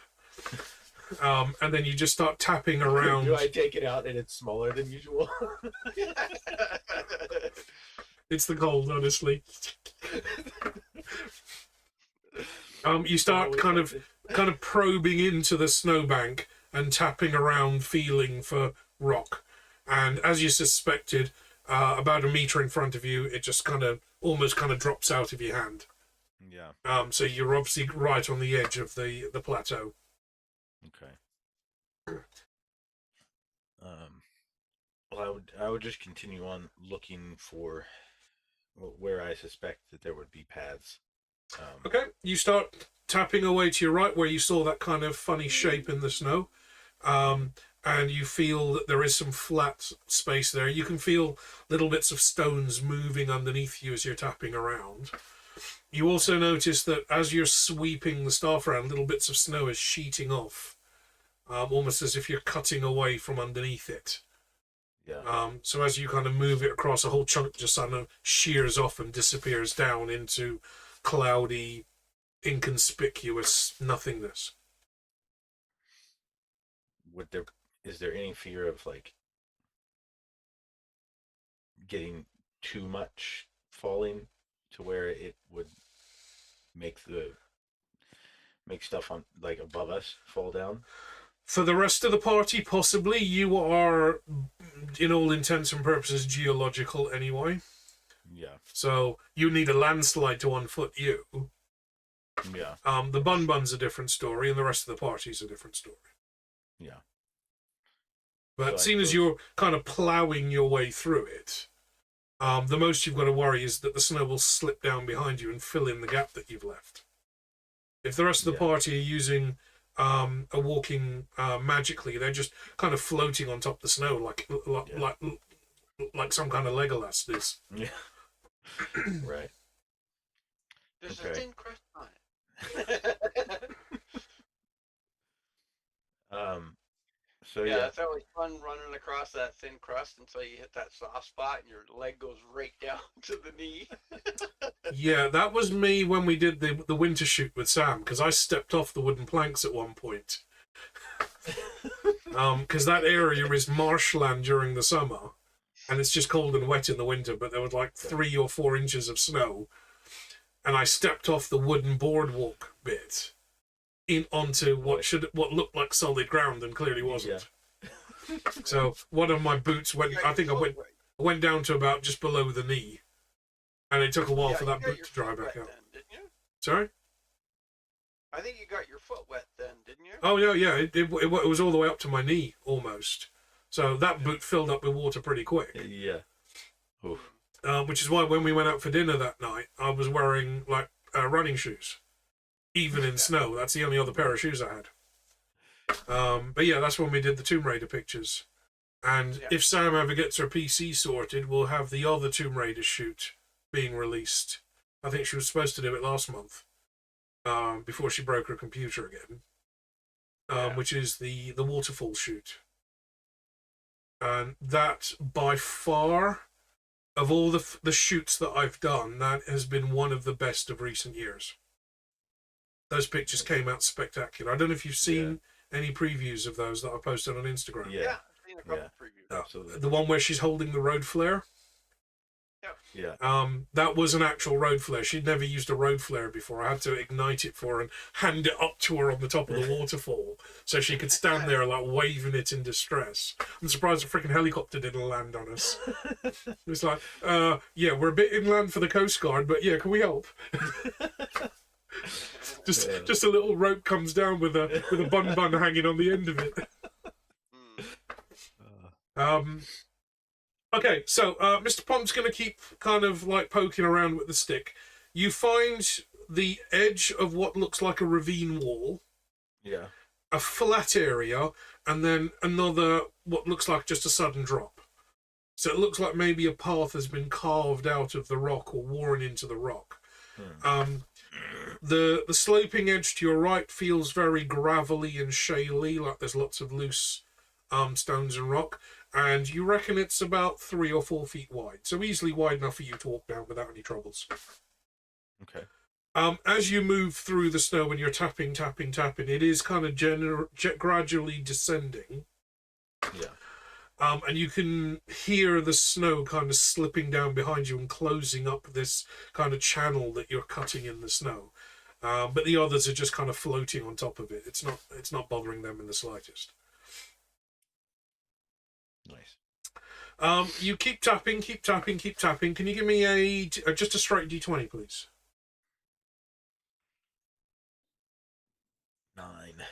9.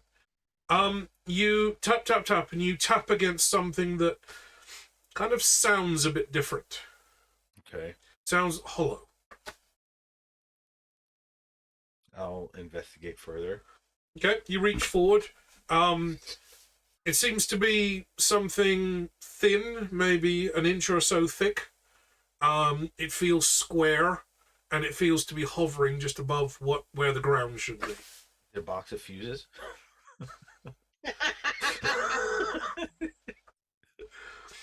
You know what? Seriously, electricians are some of the worst people to work on a building site. They just leave their shit everywhere and just leave. I've had plasterers working in building projects before. They always sweep up after themselves. Yeah. Even the plumbers will sweep up all the little bits of plastic that they unwrap the tubes with. But you walk into a room after an electrician's left the job site, and there's bits of plastic and wiring everywhere. It's like, for God's sakes, are you that elitists? It's like, no, we're the best of the tradesmen. We don't mess around with those brooms and stuff. So 2 days later, when he came back, I gave him a broom. He's like, "What's this for? Clean up after your fucking self, because I'm not doing it." He's like, "What do you mean?" "Well, it's either that or I'm paying you 50 quid less for the job." Yeah. He's like, and he was just grumbling the whole time. Yeah. I think he was grumbling so much, I think the job took him an extra hour because he was so pissed off. So he actually cost himself even more money just because he just didn't get on with it. Yeah. Still, yeah, I didn't use that electrician again. Yeah. So you reach down, you grab this kind of square, hollow object and pull it out of the ground. There's a little rumbling as some snow and rock falls down on the ground, and you hold it up for the rest of the party to see. It looks like a wooden board in the shape of an arrow. There's a small bit of wood sticking out the bottom. It probably was a signpost at some point. Okay. Beware of falling rock.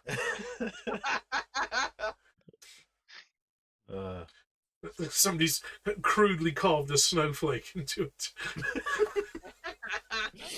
Bridge freezes before the roadway, something like that.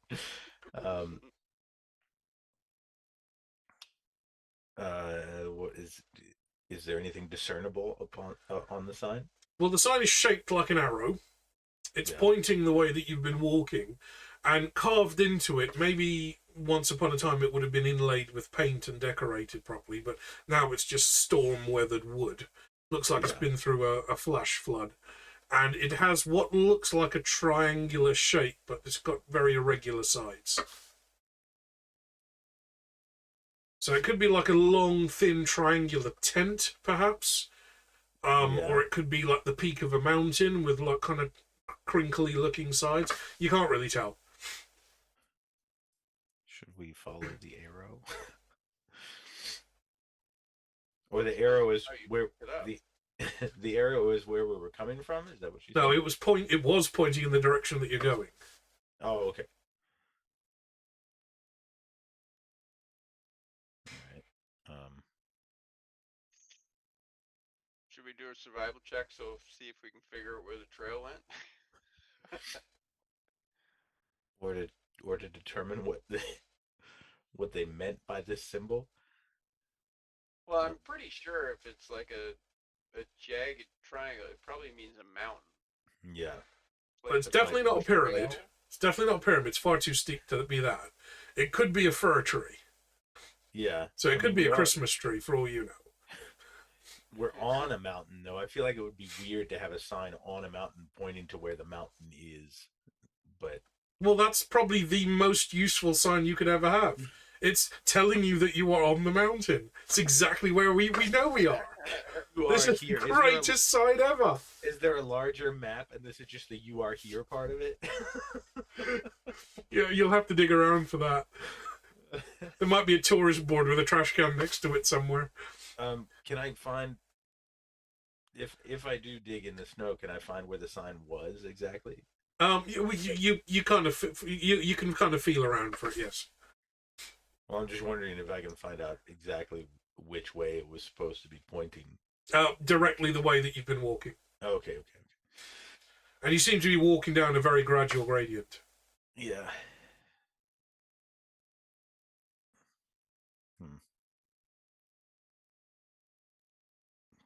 Triangle with jagged edges.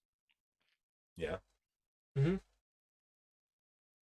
I mean, it's carved into wood that's several, maybe a good 50 or 60 years old, and it's been heavily weathered by being on the side of a mountain. So it could just be straight sides, but now it looks like shit. Could be, yeah.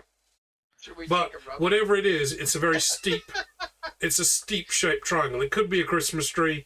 It could be like the tower of a castle. It could be the jagged like impression of a mountain.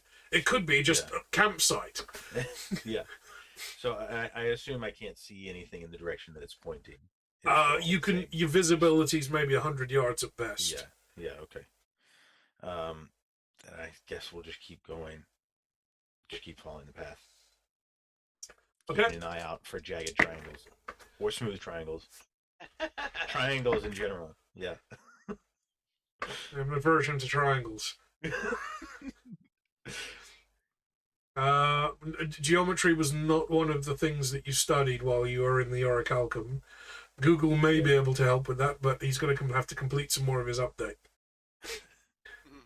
If only the updates were being installed alphabetically.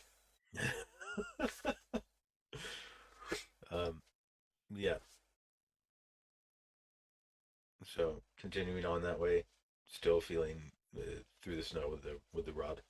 Okay, you continue a little further down. You're kind of tapping your way down. You kind of go around what looks like a little corner. So the path kind of curves around, and you navigate your way around quite comfortably.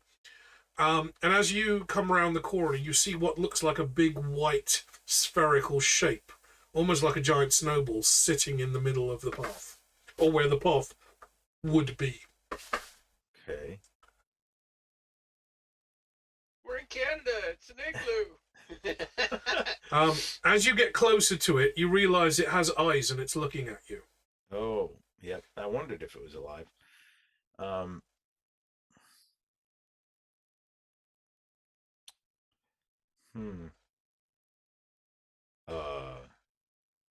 Hello. The figure kind of unfolds itself into a standing position. It's about 9 or 10 feet tall, completely white and furry, and it's also kind of floating just above the surface of the snow. Eric, forgive the bad accent. Hello? What are you doing here?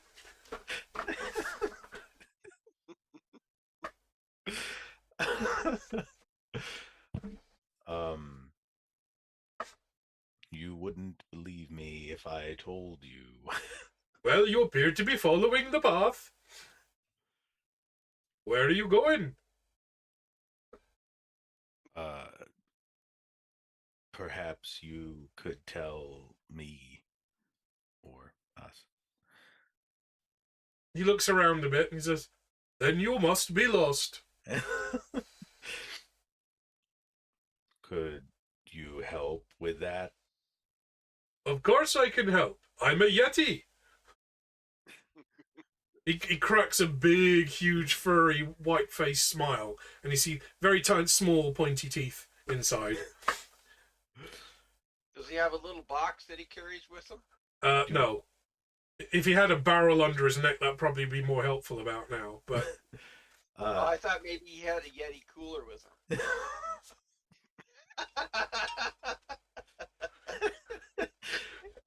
You can't really see from the glare, but this is a Yeti. Yeah. This is actually the one I brought back with me from Canada. This went all over Manitoba with me. Very nice. Do I know what a Yeti is?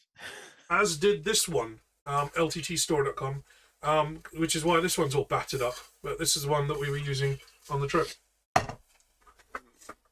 Sorry, say again? Do I know what a Yeti is? He looks like a big white hairy version of you. That's about as much as you can tell. You've never seen one of these. You've had a sheltered life. Are you like a golem? Yes, but white and hairy. And I live in the mountains.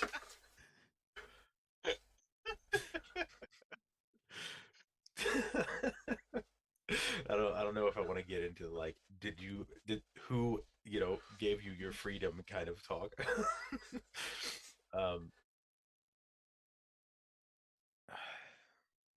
Where Like born green. He was born free. I actually need to go help out with feeding the baby in like 1 minute. Okay, do you want to take a break then? Yeah, if we could go. What are we? We are 11 o'clock, so we're about 2 hours in. Okay, let's take a quick break. I'll run for maybe another hour, up to midnight my time, which will be 1 a.m. for Eric. But yeah, if we take a break here, I'm going to go and get a refill. Let's say, how long do you need? About 10 minutes? We'll say 15. Okay. That's good. Yeah. Okay, well, yeah. Everybody in the chat, if there is anyone in chat, we shall see you shortly. Yeah. We always talk about metal being crystalline or having a lattice structure. When I'm talking about heating and cooling gold and silver, if you let it cool down gently, it kind of all the molecules relax. If you cool it down really quickly, the molecules will freeze into a lattice, which is what this is. So this has been acid etched to bring out the crystal structure in the iron. Because this is iron, the only way you can get this effect or this finish in the metal is under extreme pressure. And I don't mean volcanic pressure. I'm talking the core of a planet or the core of a star. So this is metal that would have been in the heart of a planet or in the heart of a star. It's been compressed so hard. And you were getting EMF before. See if we can try another room. Oh, I've got ghostwriting.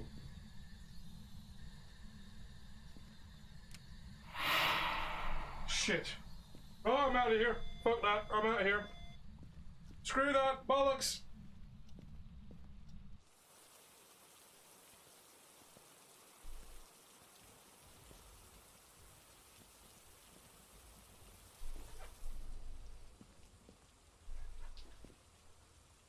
Right, that one got a bit aggressive. Jesus. Almost from a shadow that suddenly filled behind the back of the altar, and another figure steps through, almost as if he's stepping out of a smoky room. This figure is wearing similar dress, but he is completely covered head to toe in a feathered robe, a full feathered cloak. The hood and the headdress is still there. The small depiction of the falcon head is still on where the person's head should be, but you see no face. You just see blackness with little sparkles, almost as if you're looking into a portal of the night sky. He steps forward to the altar, lays both hands down on the altar, and looks to you all in turn. Stand and be judged.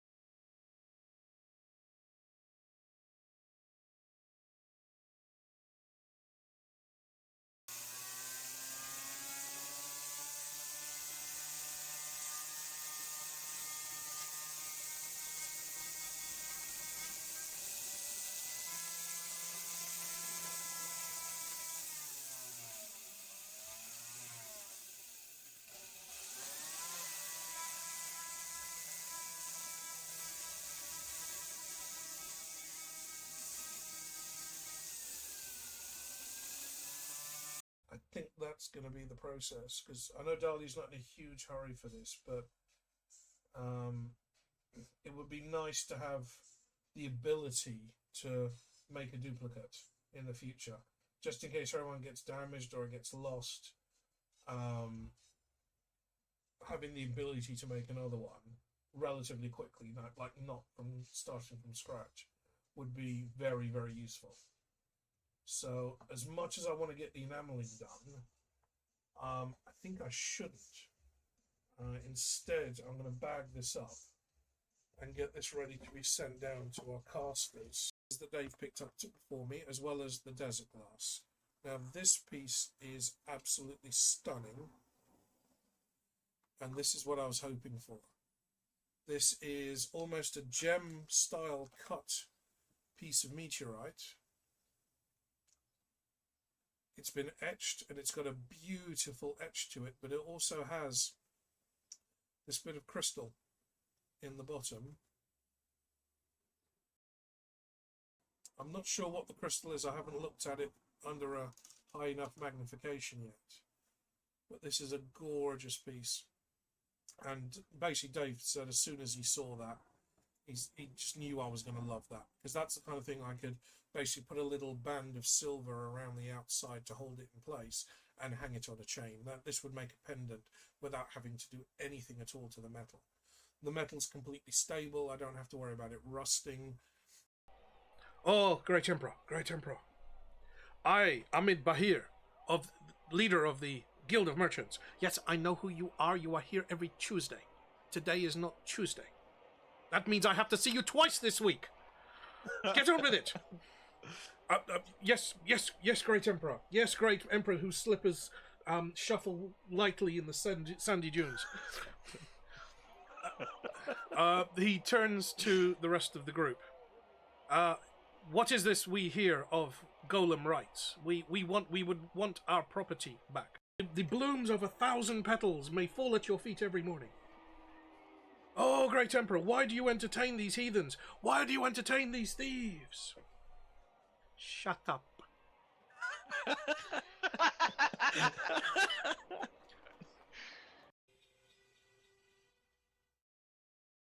So the question is it's the plan is to curve it, to use one of the dies and kind of bend that down into a tube.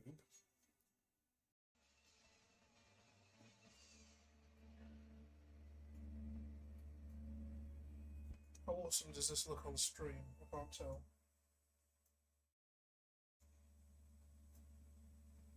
Okay, there we go. Eric, you've just invented the chicken bazooka. Yes. We always knew that you had a special attack. Brilliant mind. Special attack. We have to keep a chicken on hand at all It'll times. be XX triangle chicken bazooka. That's both of the bumpers at the same time. Right. Yeah.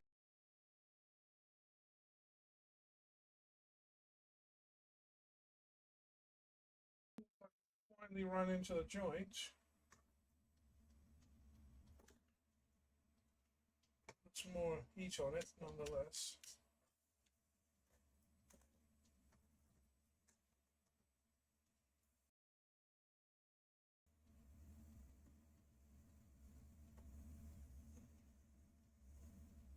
Um, 10 or below is a fail. 11 or higher is a pass.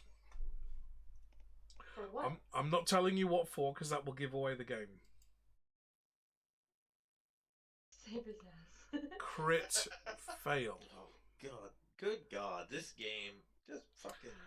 Sam, you rush over to the cleric as his body slumps to the ground. You kind of catch him in your arms.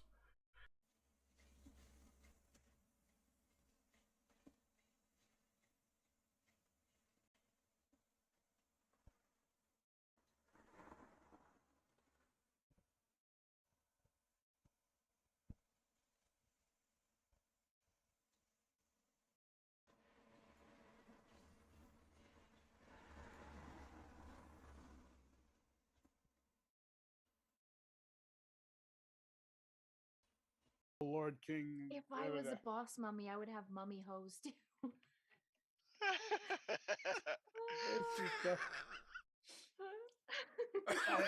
He needs some milk.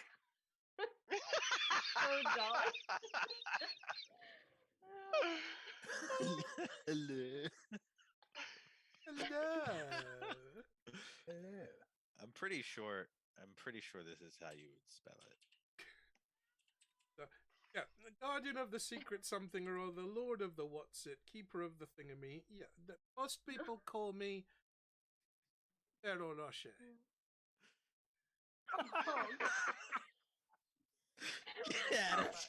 Get out of here. With the chocolate coating. Chocolate and hazelnut crunch.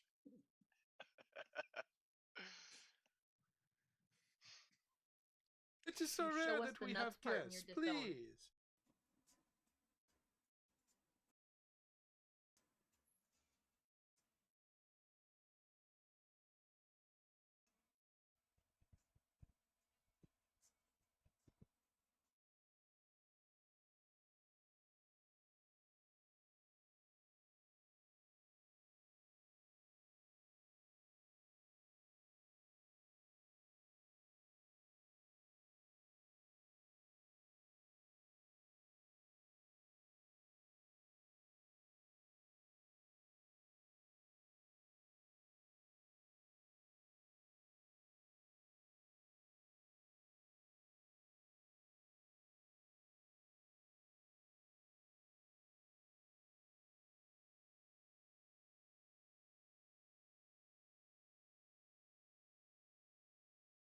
Gone, but only partially. He wants to keep a desert hare as a pet. Yes, I know. It is a hare. Yes, I know they are food, but he is a golem. We don't know what they eat. They've never wanted to eat before. What else do you want to give him? I'll give him your mother-in-law. Yes, you smile at that one, don't you, Ahmed?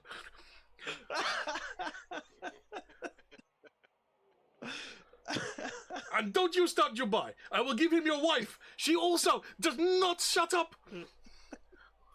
This is the best meeting ever because she is not here. I'm so happy. I'm so happy.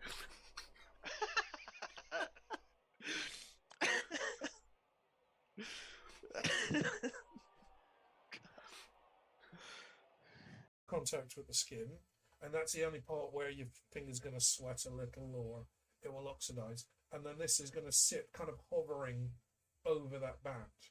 Now, this is already tighter than an O. This is about one size, it's almost 2 sizes narrower. So once I turn up the band, this is going to be opened up slightly, but because it's already got the correct shape, that's going to be easy to do. So the next step is to turn some silver, make a little silver band for the right length.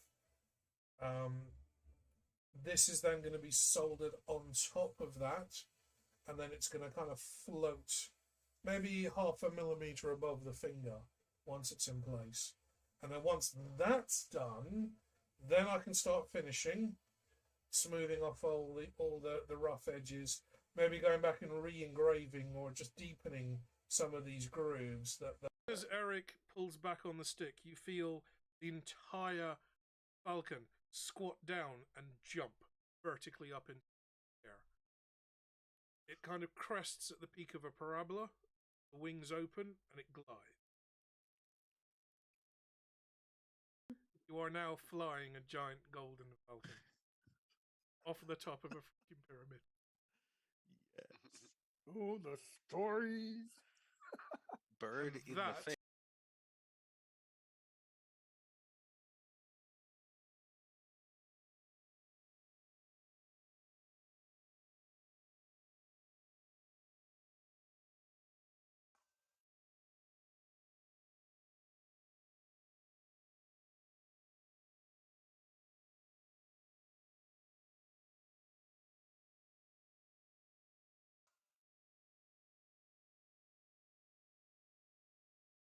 The blooms of 1,000 petals may fall at your feet every morning.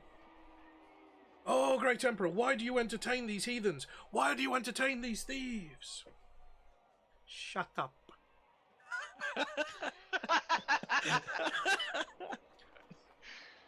Almost from a shadow that suddenly filled behind the back of the altar, and another figure steps through, almost as if he's stepping out of a smoky room. This figure is wearing similar dress, but he is completely covered head to toe in a feathered robe, a full feathered cloak. The hood and the headdress is still there. The small depiction of the falcon head is still on where the person's head should be, but you see no face. You just see blackness with little sparkles, almost as if you're looking into a portal of the night sky. He steps forward to the altar, lays both hands down on the altar, and looks to you all in turn. Stand and be judged.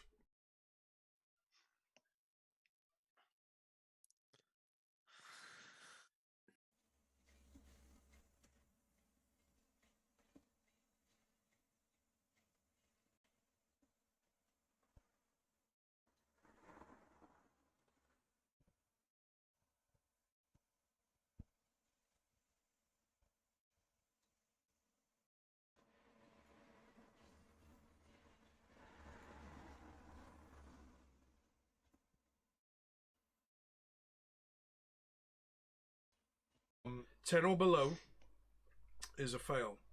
11 or higher is a pass. For what? I'm not telling you what for, because that will give away the game.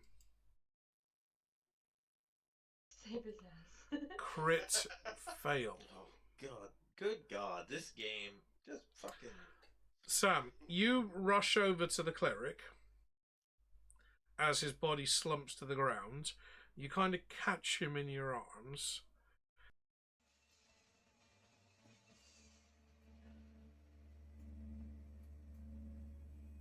How awesome does this look on stream? I can't tell.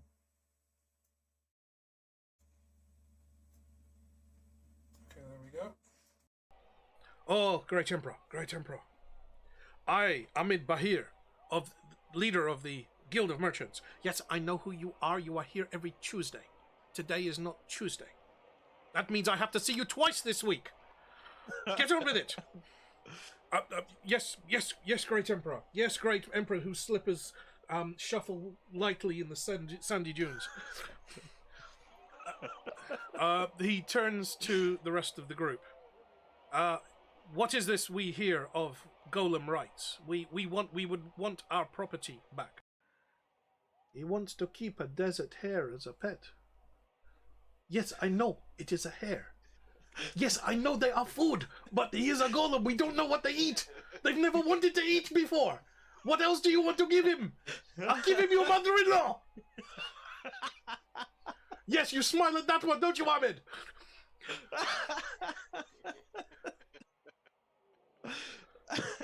And don't you start Dubai. I will give him your wife. She also does not shut up. This is the best meeting ever because she is not here. I'm so happy. I'm so happy.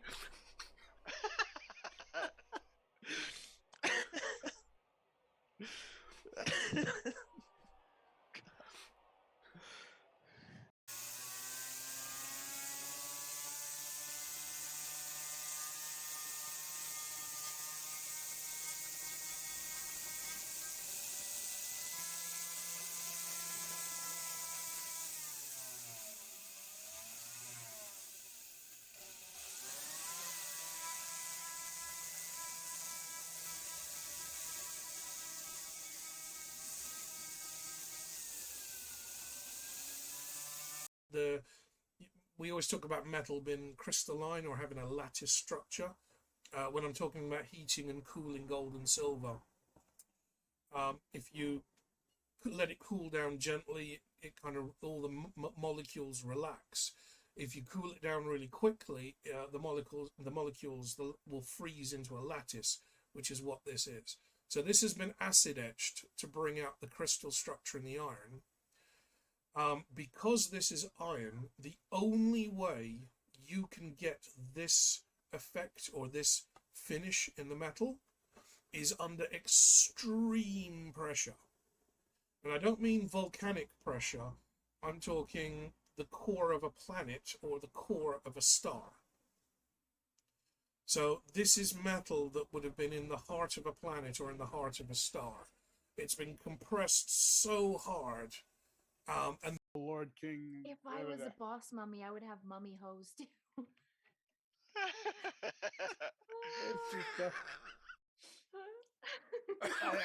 He needs some milk. Oh God. Hello.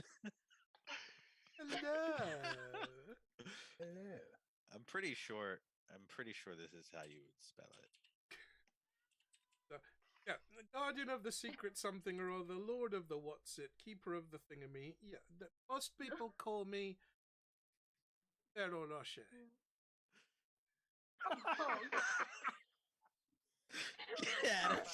Get out of here. With the chocolate coating. Chocolate and hazelnut crunch.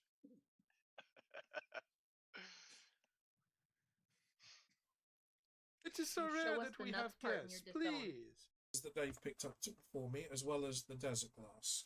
Now, this piece is absolutely stunning, and this is what I was hoping for. This is almost a gem-style cut piece of meteorite. It's been etched, and it's got a beautiful etch to it, but it also has this bit of crystal in the bottom. I'm not sure what the crystal is. I haven't looked at it under a high enough magnification yet. But this is a gorgeous piece. And basically Dave said as soon as he saw that, he just knew I was going to love that. Because that's the kind of thing I could basically put a little band of silver around the outside to hold it in place and hang it on a chain. This would make a pendant without having to do anything at all to the metal. The metal's completely stable. I don't have to worry about it rusting. Eric, you've just invented the chicken bazooka. Yes. We always knew that you had a Special attack. brilliant mind. Right, special attack. We have to keep a chicken on hand at all It'll be times. XX triangle chicken bazooka. That's both of the bumpers at the same time. Right. Yeah. Contact with the skin, and that's the only part where your finger's going to sweat a little or it will oxidize. And then this is going to sit kind of hovering over that band. Now, this is already tighter than an O. This is about one size, it's almost 2 sizes narrower. So once I turn up the band, this is going to be opened up slightly, but because it's already got the correct shape, that's going to be easy to do. So the next step is to turn some silver, make a little silver band for the right length. This is then going to be soldered on top of that, and then it's going to kind of float maybe 0.5 millimeter above the finger once it's in place. And then once that's done, then I can start finishing, smoothing off all the rough edges, maybe going back and re-engraving or just deepening some of these grooves. I think that's going to be the process, because I know Dali's not in a huge hurry for this, but it would be nice to have the ability to make a duplicate in the future, just in case everyone gets damaged or gets lost. Having the ability to make another one relatively quickly, not from starting from scratch, would be very, very useful. So as much as I want to get the enameling done, I think I shouldn't. Instead, I'm going to bag this up and get this ready to be sent down to our casters.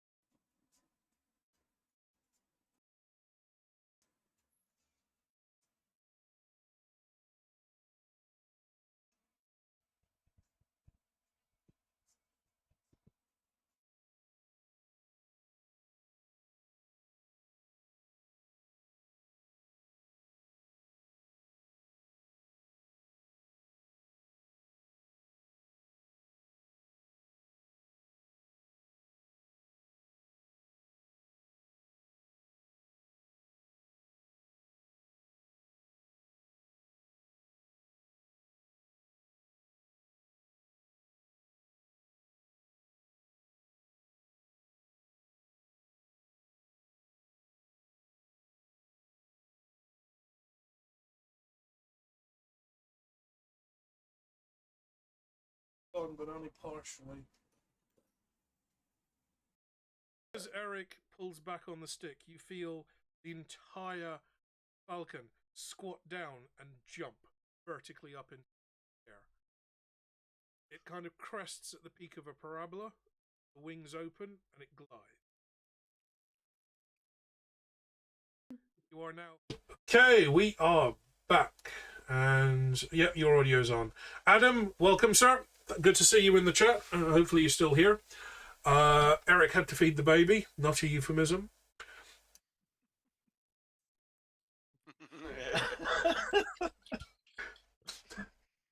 No, that's Not at all.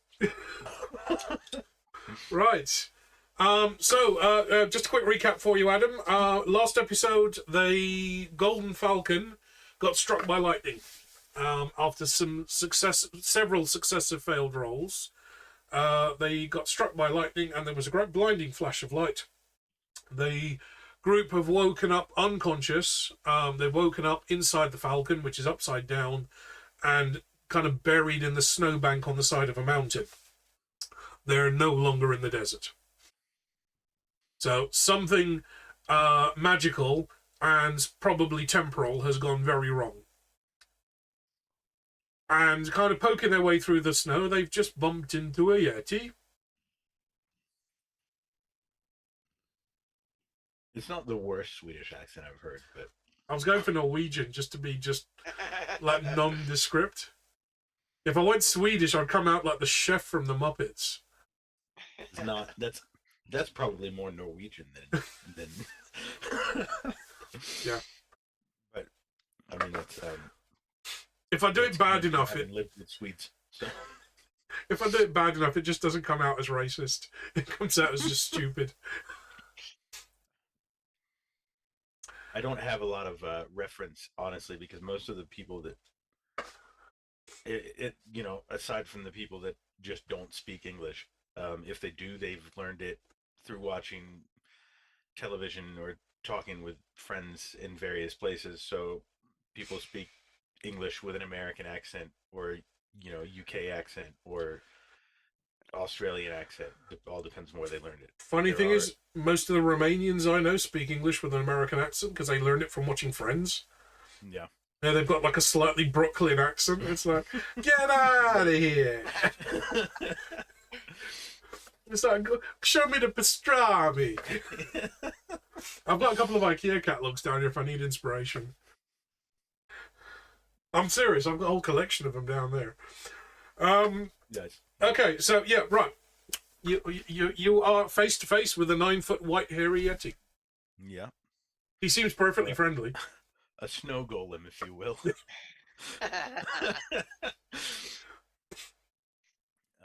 At least, hang on.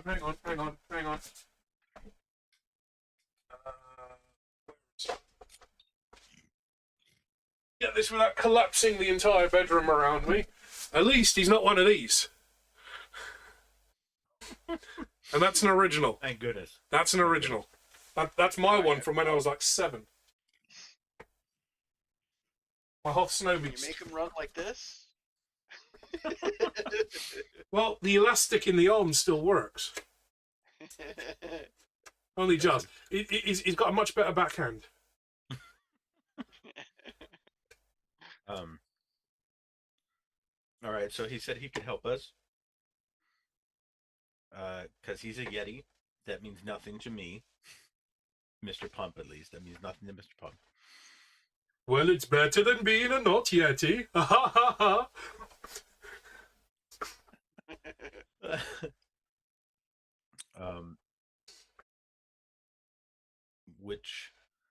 Which way to a town or city? Well, pick a direction. You're on the side of a mountain. Maybe the closest one. Oh. Well, down this path and across the valley there is the monks. Okay. Is there any reason we shouldn't see the monks? Depends if you like monks. If you don't like bald, wrinkly men, maybe you should go the other way. And is this the safest way down? Well, the only other way down would be to go that way, and you'd make a little snowball as you went.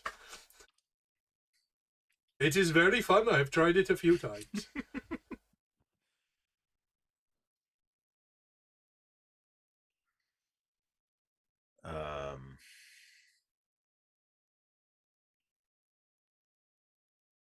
So I'm thinking probably just carry on the way that we're going then. Yeah. Should we ask if he can guide us down? I mean, I don't know if we really even need it, but there's always a chance, I suppose. Well, I'm happy to show you the way. There are a few crevasses on the way down that are a little bit tricky if you don't know about them. Well, that would be appreciated. Yes, please. Doki oki, follow me.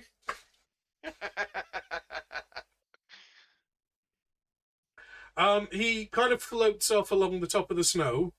The rest of you, how long does that spell last, Brian? Just a second.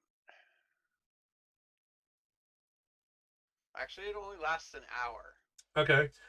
So it's probably gonna wear out soon. Okay. So we'll be trudging through the snow at this point then. You continue along for as long as the spell lasts, and then the rest of the party has to slip down onto the stone in the kind of cavity that Mr. Pump is ploughing in the snow. Yeah. And you're going to have to stay pretty close because the snow is still slipping back behind you, closing up the kind of cut that you're making in the snow. The Yeti looks back at what looks like just Mr. Pump's head and shoulders sticking up above the snow. And he looks down. He said, "Why do you have a little hairy bird on your shoulder?" It's a bun bun. Ah, what is a bun bun? Bouncy, bouncy animal. You've never seen or heard of a bun bun. I have seen what we call snow hares. He looks a little like one, but he only has one beady eyeball.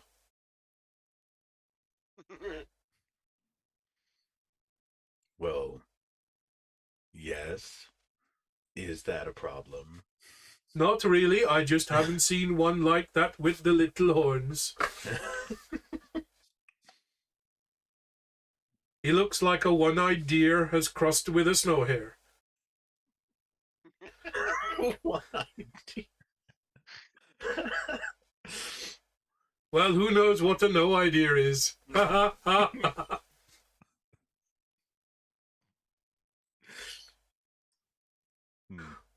I've been saving these up for a while.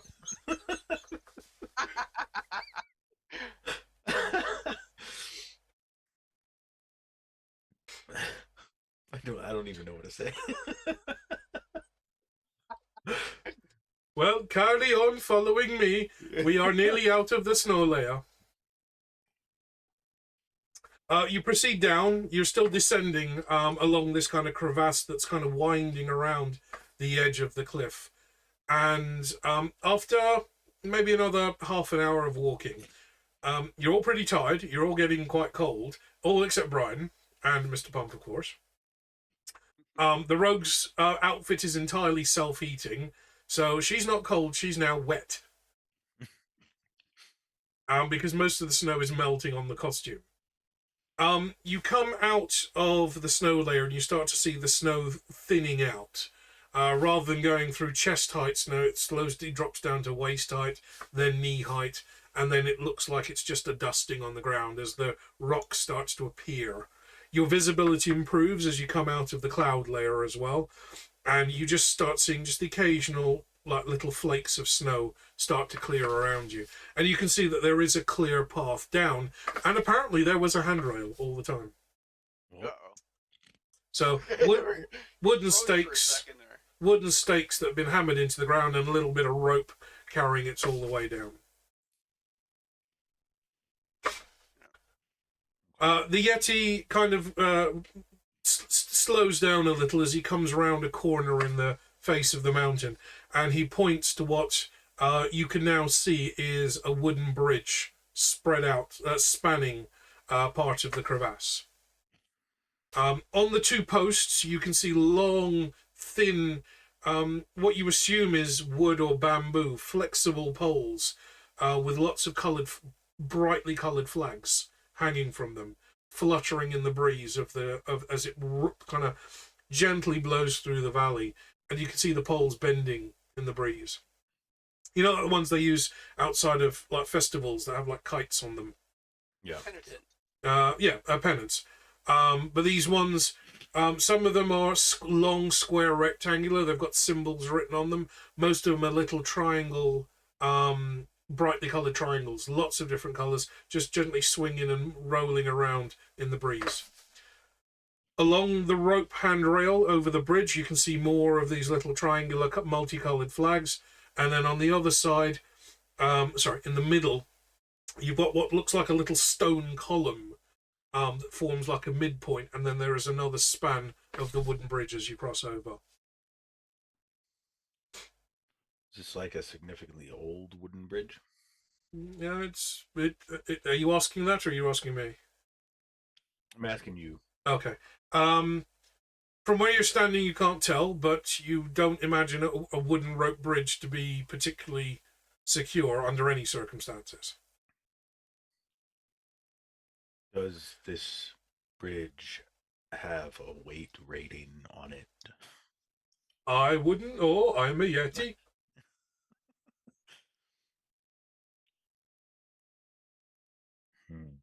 Has he crossed the bridge before? Well, this is the way to the monks. I come across this way very often. So I'm kind of thinking we'll probably be okay then. Yeah, assuming he's not all fur. Well, he was floating above the snow. He's got a late step. Well, he could just be a Bigfoot with his winter coat on.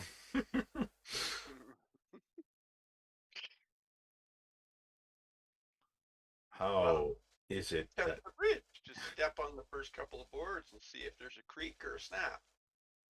I want to ask him how he walks in the snow like that?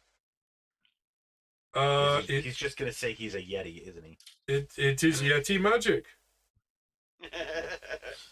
Cool, great, very helpful.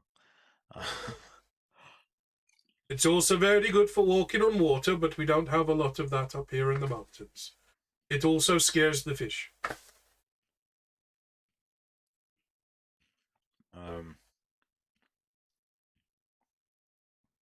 Is there anything to hold on to? Like if I wanted to try and gradually put weight on the bridge? Well, there's big posts set into the ground with like ropes strung along as a handrail, and then you've got ropes strung along underneath that are kind of crisscrossed and latticed underneath, and wooden planks set in there. Kind of like the thing that Indiana Jones was standing on in Temple of Doom. Yeah, the one that broke? Well, the one he cut. Right, yeah, he cut it.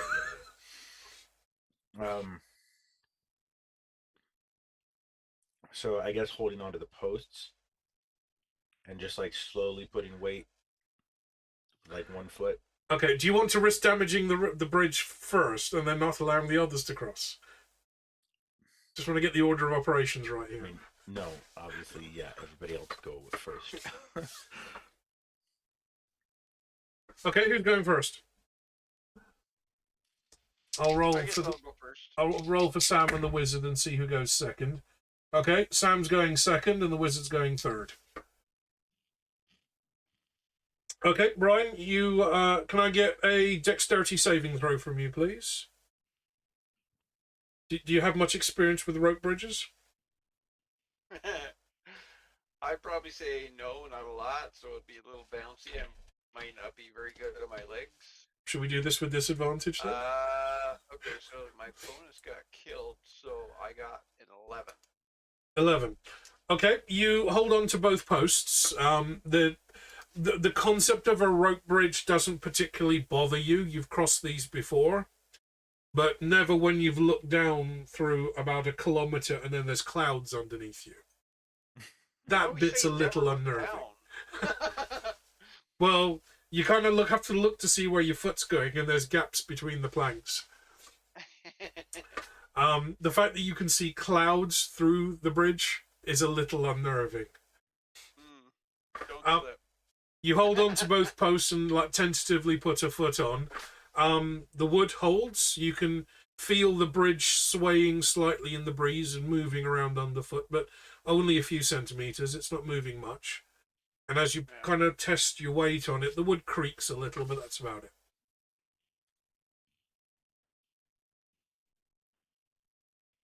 Yeah, so just proceed across. Okay, the bridge flips upside down. Joking.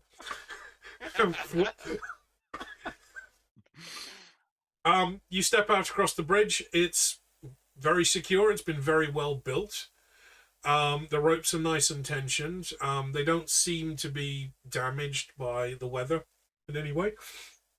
Maybe some kind of magical spell has been used to lengthen the lifespan of said bridge.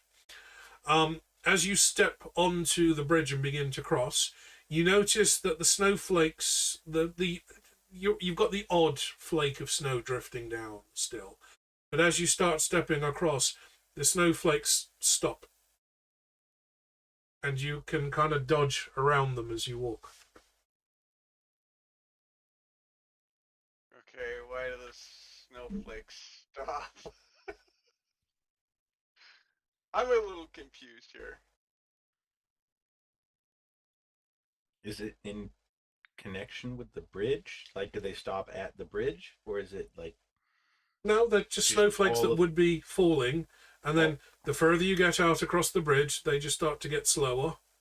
And then as you get towards the pillar in the center, they just stop and hang there in the air.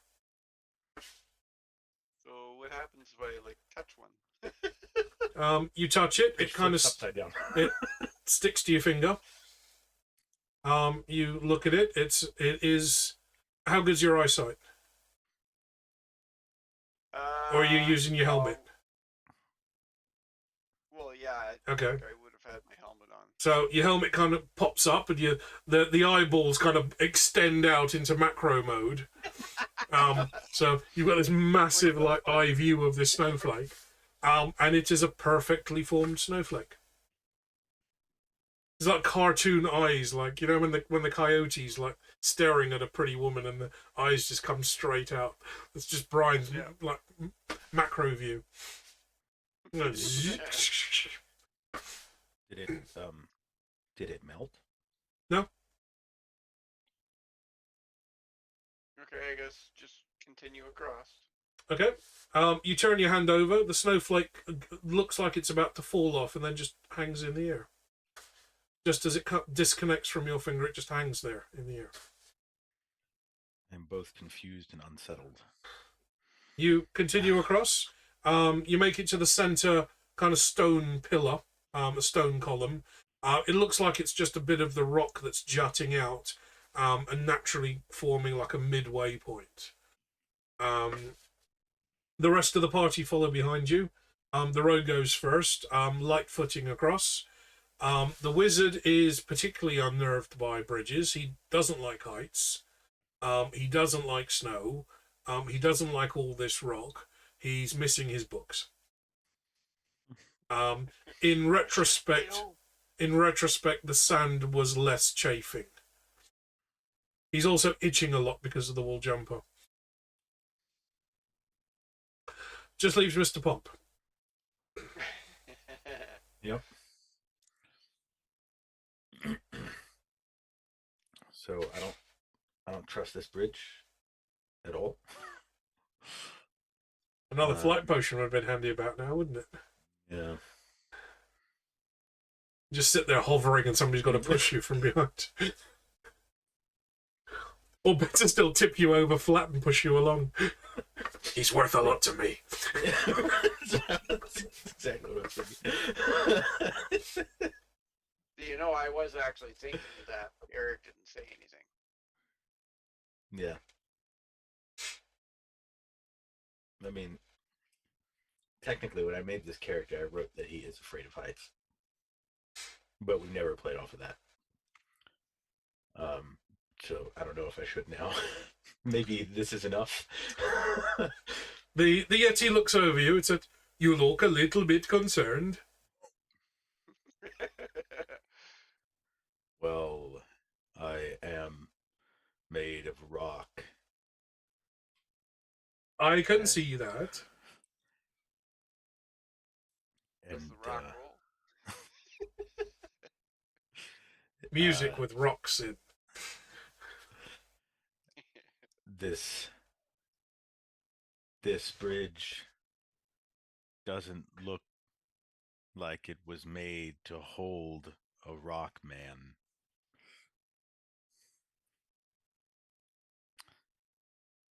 Did I lose audio there? Hang on. I might kick my speaker. Say something? Is No, that all right? I can't hear you. Okay. Hang on. Oh, Sure, first he freezes, now he can't. Okay. I can hear you. Sorry. all right. Oh, So, I guess the little subwoofer thing's under my desk and I kicked it. I'll do what I said I was going to do. Hold on to the posts and just like slowly try and put my weight on one of the planks. The Yeti kind of leans around and inspects what you're doing.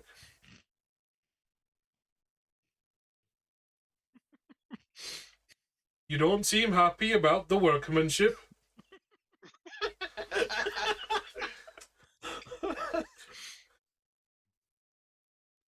I'm sure they've done a fine job. I just don't know if they expected golems to cross it. Well, we assemble them ourselves. It's easy to get them home.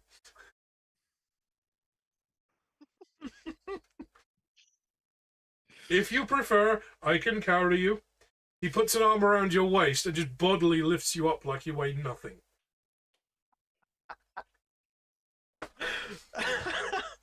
I kind of expected. It's like I had suspicions.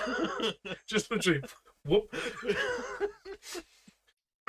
The rest of the party's looking Like over. a baby with a stinky diaper. It's like, I have to "Okay, imagine. understand." No, hold on. Mr. Pump is very bewildered and just completely like doesn't know.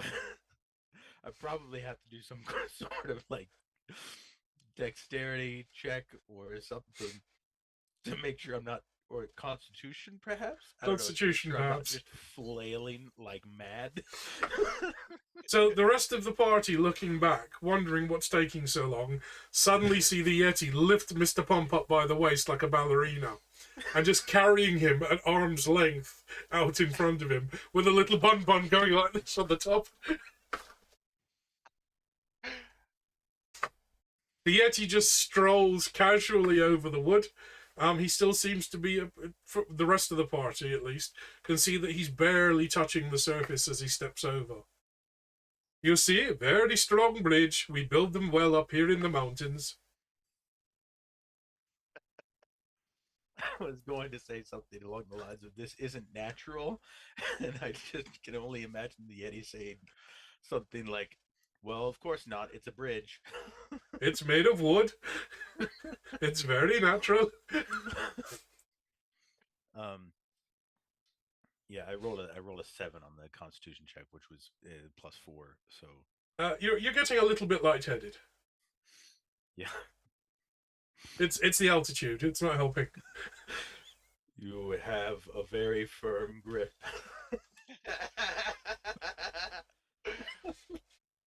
It's all the climbing we do in the mountains. We are very good at massagey.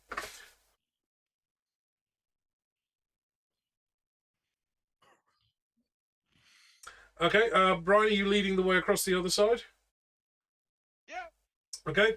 The rest of the party follow behind you, completely uneventful. While you are stepping out, the fluttering pennants as you got to the center, not only did the snowflakes seem to slow down, but the pennants were fluttering much, much slower. Still at full extension, but barely rippling. As you cross onto the second bridge, the flags are basically just hanging taut. At full extension, but completely taut. And just still in the air.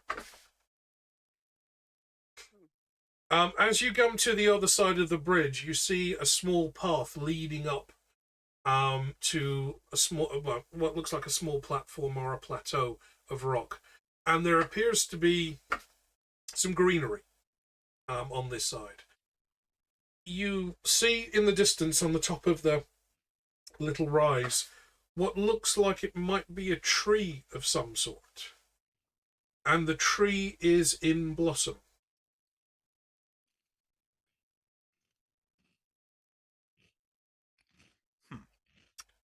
So the SE is the last one to cross. He puts Mr. Pump down, almost like he's like just putting down a bit of furniture, but with the lightest of touches.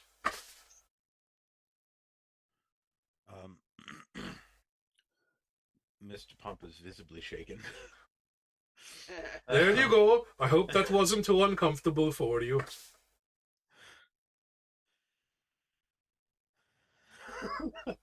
So I'm guessing, like, maybe approach the tree a bit. Okay, you walk up, you start walking up along this little kind of edge path. Again, it looks like it's naturally occurring, but it can't be, it's too flat. So it's been carved out of the rock, but somehow it looks natural. And this path leads you around a little bit of a cliff face, and then up. And as you come around, you start seeing greenery underfoot. Rather than just plain rock and rubble and gravel, you start seeing greenery. You start seeing little blades of grass popping up here and there. And as you come up to the rise, you start feeling dirt underfoot. You feel moss and the kind of cushioning step of dirt. As you come up onto the top of the rise, you see that it is a cherry tree. The tree looks maybe 30 or 40 feet tall. So about 10, 12 meters tall. It is in full bloom. So it is a perfect spring bloom cherry tree. The air around you is suddenly warmer. You're sweating like a pig now. I was kind of thinking that. Yeah, you're sweating like a pig in a diner. So it probably would be good to actually get out of the winter clothes at this point. Everything smells fresh and moist and damp, as if it rained maybe yesterday or early this morning. As you look beyond the tree, you see that the path leads down into the valley below. And you can see little flowers sticking out of the ground along the path. The Yeti kind of trudges up behind the party, stands at the cherry tree and kind of reaches up and examines one of the little blossoms.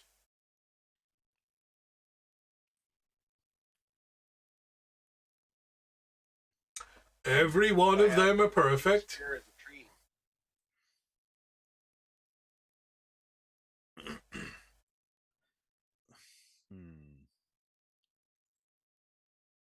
Now the question is, do you remember the intro that I gave you last game?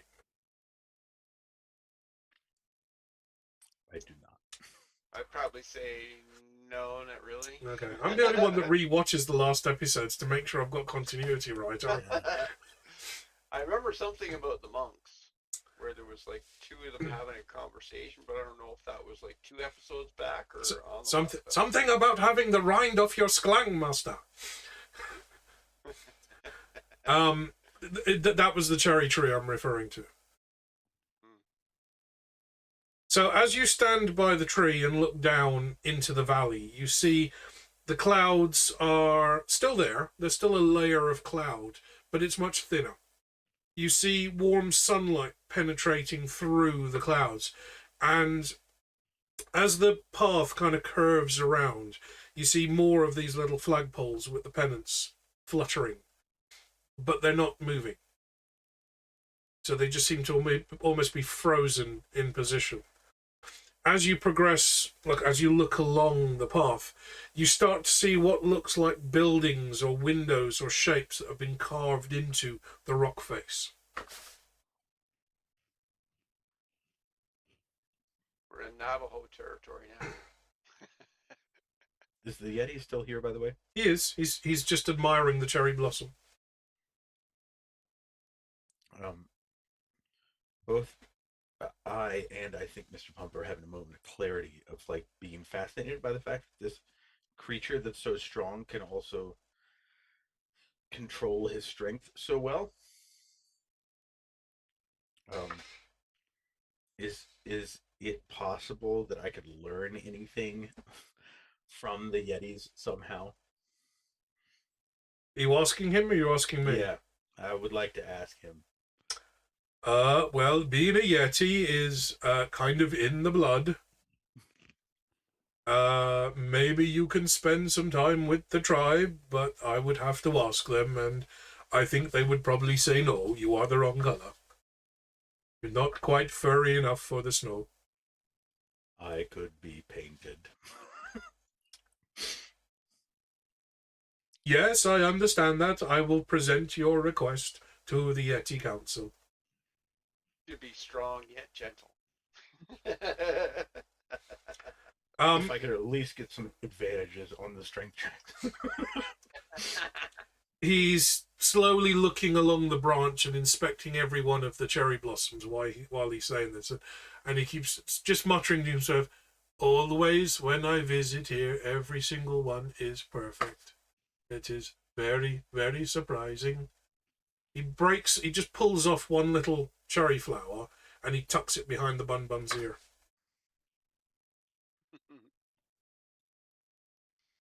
I'm afraid to try the same thing. Like just trying to pluck off a flower. Want to rip the entire tree out. Here, use this to sweep the snow off. I want it, like, I'm inspired. And I want to try to reach up and just pluck a flower off and see what happens. Okay. Are you going for a full blossom or just a petal? What did he do? Was it the full blossom? It was a full blossom with the tiny little green stem. Yeah, that's what I want to try. Not to worry, Adam. Thank you for joining for a bit. Hope it's something nice that you're eating. You reach up. Can I get a strength roll from you? That's an 8 plus. It's just a standard strength, yeah. Yep. So 13. Okay, so you, rather than plucking the little green stem and flower, you kind of mush it. It detaches nonetheless. Do you see? This is what I'm talking about. You want to learn delicate use of strength? Yes. This comes with practice and many hundred years of control. The monks might be able to help you with that. Good.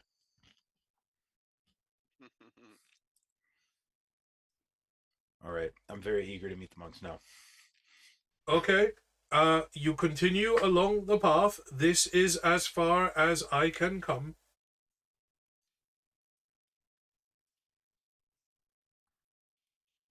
Thank you for your help. I wish you a good journey. I might see you again. Well, hopefully, because we need to go back up to get our ride. Oh, yes, your big shiny chicken that crashed earlier. That was very impressive, even to get it on its back sliding down the mountain. Very, very impressive. Well, it's not supposed to be on its back, though.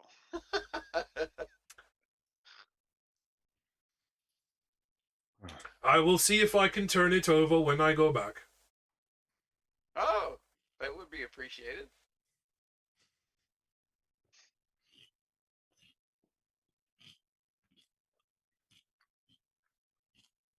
Mr. Pump is both very enthralled and incredibly frightened by the Yetis.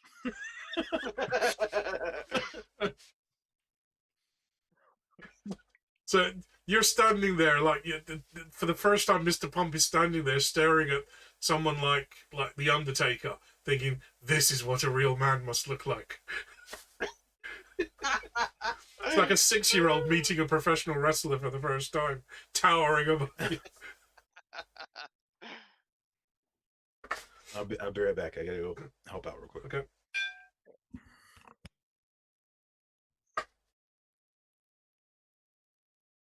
So, Brian, as you look down along the path, you see again the pennants are lining the path. What was the film? the last Doctor Strange film, when they're kind of walking up the rope bridges up into the different layers of Shangri-La. I don't know if you remember. But very kind of Tibetan-esque. Lots of very long, tall, bendy poles with pennants flying. They're all bent. They look like they are moving, but they're just frozen in position. And the flags are frozen at certain angles. They all seem to be at roughly the same angle, with sometimes with a bit of a flutter to them, but they're all frozen in position. The Yeti kind of steps away from the tree. It was very nice to meet you. I hope to see you again soon. I will see if I can fix your shiny chicken. And he starts making his way across the bridge. The bridge doesn't move. You don't even see it flexing as he steps across it.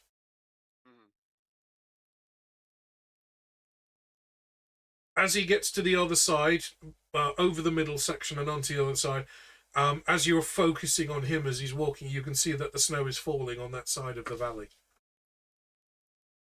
So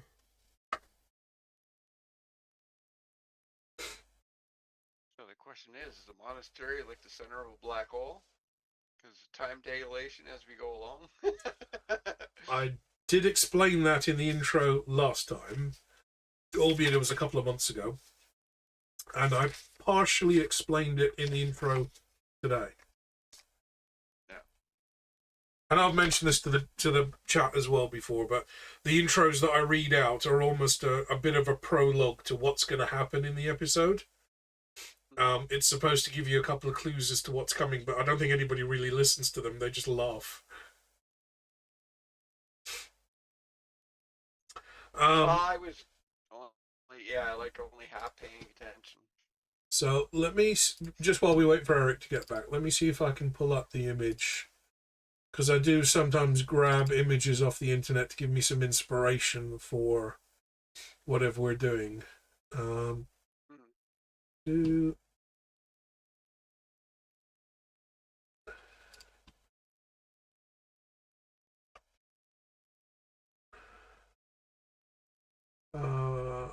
No, that's the Mun tab.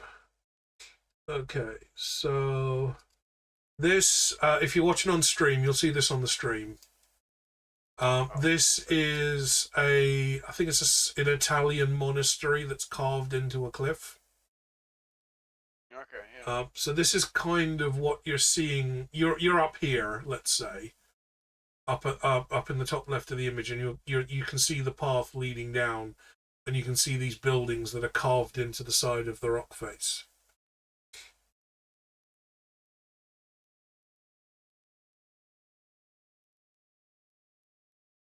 No, that's something else.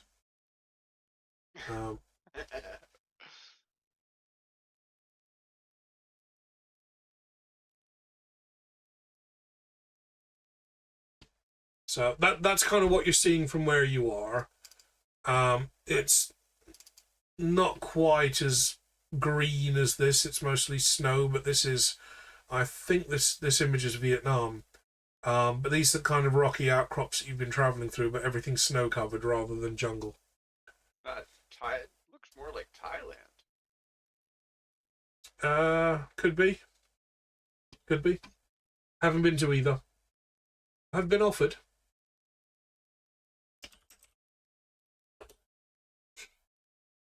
Images.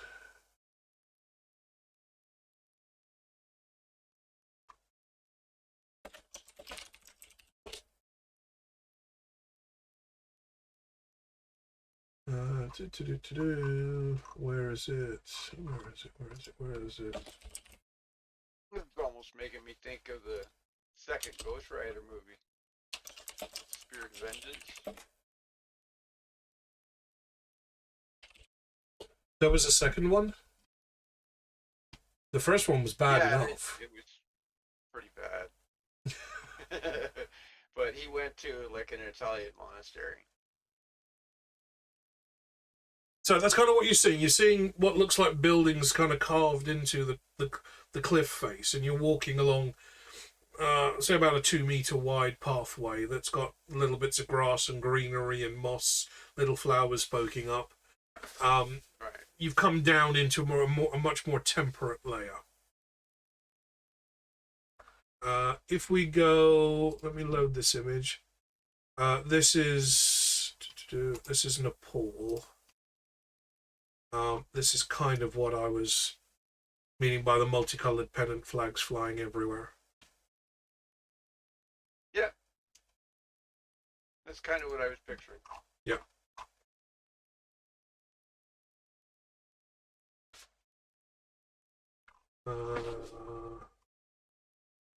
Okay. Are you proceeding? Yeah. You start stepping down onto the grass bank, walking down along the little kind of pathway. There's still these wooden poles that have been staked into the stone with a little handrail and the little flags trying to flutter, but they're kind of frozen mid-flut. Almost as if time has stopped. Halfway along, you notice that one of the kind of flags isn't actually a flag. It's a little tiny wrinkly bald man in orange robes with a broom.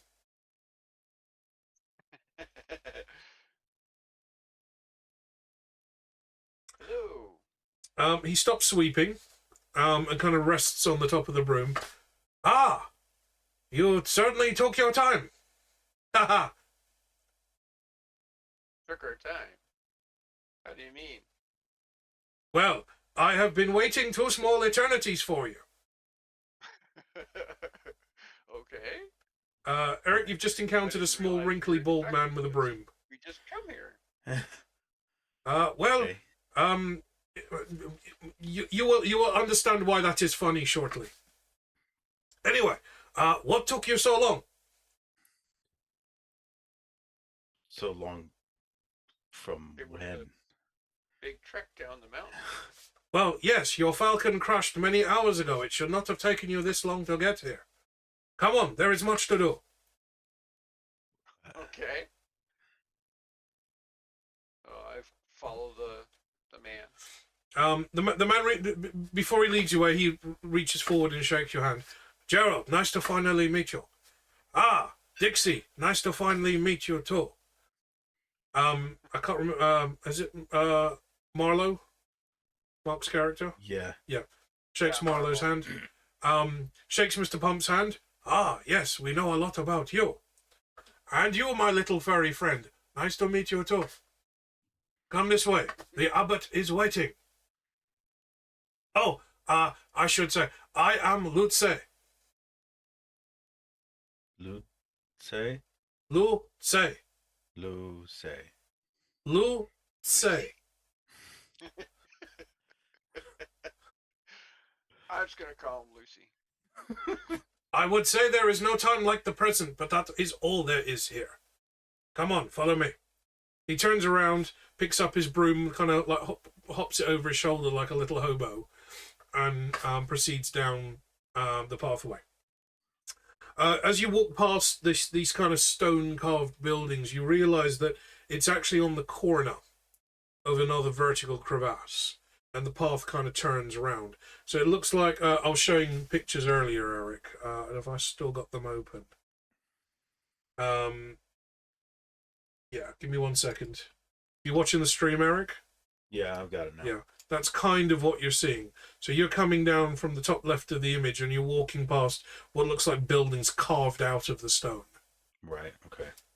And as you walk around the path, you see that the corner, the handrail, you notice that the handrail bends around first, because everything's just stone-coloured.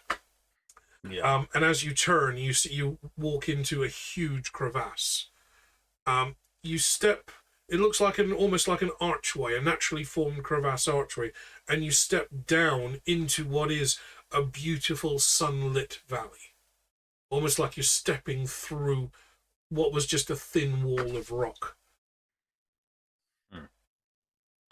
Below you is what can best be described as a beautiful oriental looking garden.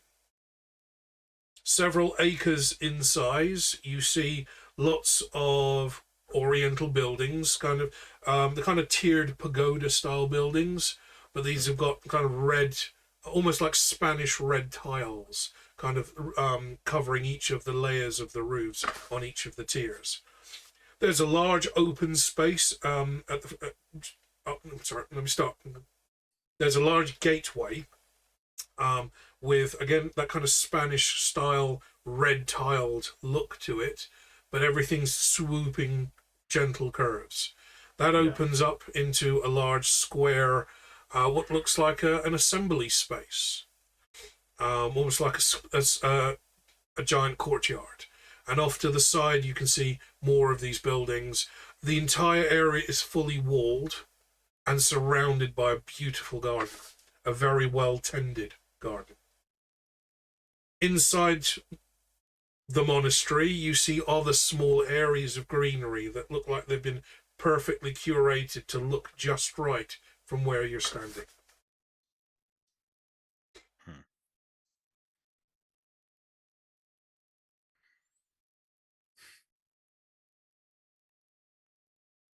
Lutze leads you down the path and down some stairs onto a flat carved bit of stone that stretches out towards the gateway of the monastery. Okay. The doors are wide open. There are pennants hanging all the way along. There's, again, you've got the little kind of bamboo poles that look like they should be blowing in the breeze, but they're completely stationary. The flags are like stiff as if they were a bit fluttering in a bit of breeze, but they've been caught mid-flutter. All the way along the handrails, you can see that there are little coloured triangular and square flags, all pointing in the same direction as if they've been caught in the wind, and they just still.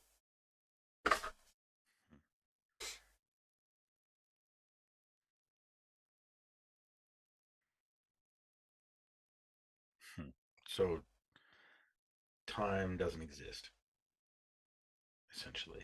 Are you asking me, or are you asking Lutze?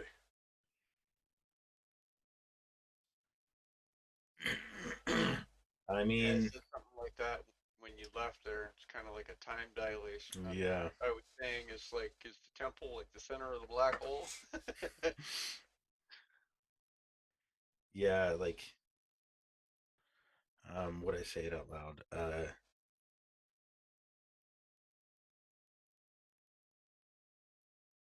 Yeah, there's something about, I would say something like time looks frozen here. Lutze stops and turns around and looks at you dead in the glowing eyes. Ah, very perceptive, my big stone friend. Yes, we are currently winding in 2 of the bigger cylinders. There is a bit of a surplus around. It will return to normal soon. Okay. Cylinders? All will be explained shortly, but follow me. As he steps through the big archway, he kind of spreads his arms and says, "Welcome to the monastery of Oidong." Of boy. Who? We are the history monks. Ah, We are the ones that make sure that tomorrow happens. very good. I do enjoy tomorrow. Pretty critical in the great scheme of things, yes. Although, I suppose I don't actually know if I enjoy tomorrow, because I haven't been there. Brian, you're sweating like an ice cube in a microwave right now. I said back at the tree that I was taking this stuff off. With some help, you managed to get yourself unzipped, because you can't really bend, you can only bend one arm at a time. Stuff it back in the pouch. You're basically, you're in like one of those inflatable sumo suits. But if you've ever, Yeah. you bend one arm and the other one straightens it just out of its own accord. So you stuff your winter clothing away. The Lutzean turns around to the rogue and the wizard and says, make sure you wipe your feet.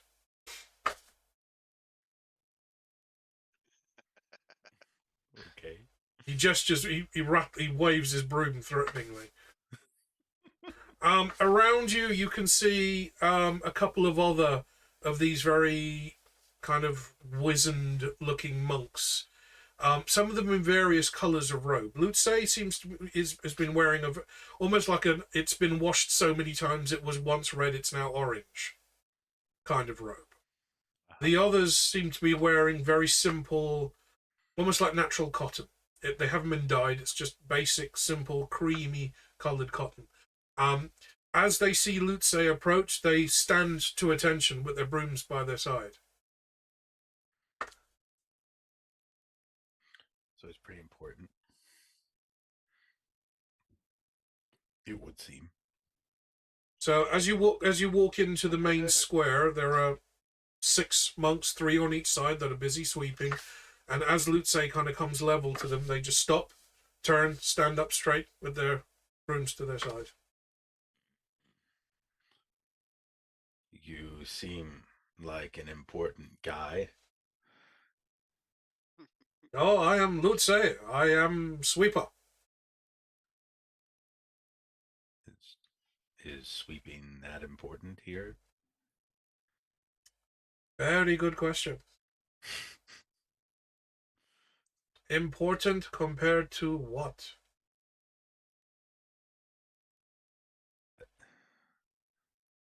Not sweeping.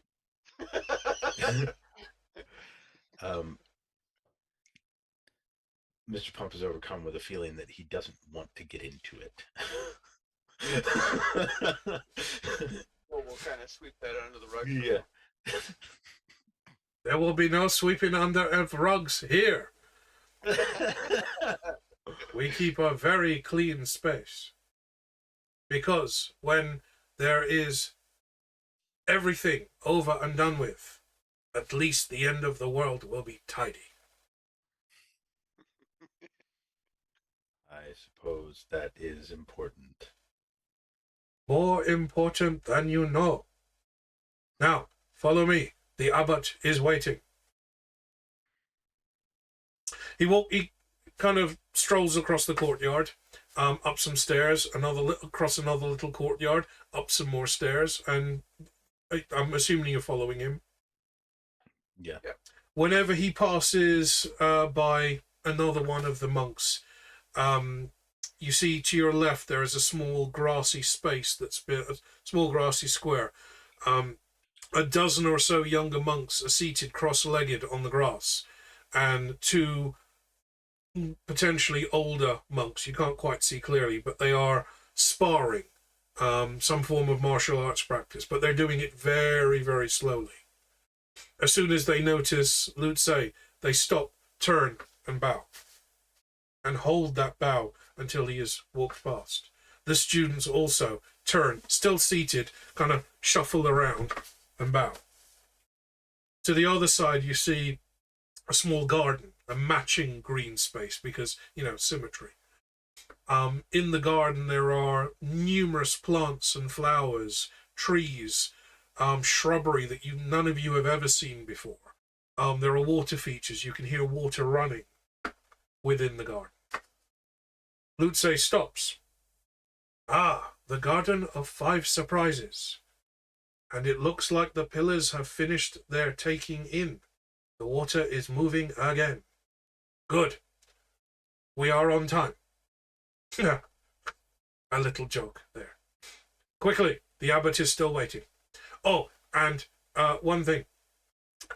Do not comment about his condition. He is very sensitive about this. He continues walking up some stone steps. All the way along the side, where the walls are being built, there are shrubberies and plantings leading all the way up. Everything is immaculate, perfectly manicured. Anything that could be an odd leaf, slightly misshapen or slightly miscoloured, you see none of it. You are in a perfect garden. A royal palace could not be presented better. He walks up to a huge set of mahogany wooded doors, maybe 15 feet tall. Two monks are standing. Both of them hold long metal staffs with what look like giant cylinders with spikes on them all the way around. I don't know what the actual name for these is in Chinese martial arts, but it's about a 10-foot long metal pole with a cylinder, and it looks like it's got cubic spikes all the way around it. Basically used as a giant reaching club. As soon as Lutze approaches, their stance closes and they stand to attention. Both of them bow their heads. Ah, Lutze, I see your visitors have arrived. The abbot is waiting. I gotta be right back again. Sure. We should probably finish up shortly anyway. Yeah, I was wondering there because it's like after 7 right now. Yeah. I want to do this last bit with the abbot, just to at least get you to the abbot, and then we can pause there. Any more than that, and I don't really want to go into too much detail because the abbot is going to tell you much about what's going to happen, but I don't want to do that without the other players here. Yeah. So, as I said, this is kind of this session was going to be short. It's just an introductory to what's going to happen in the chapter. Yeah.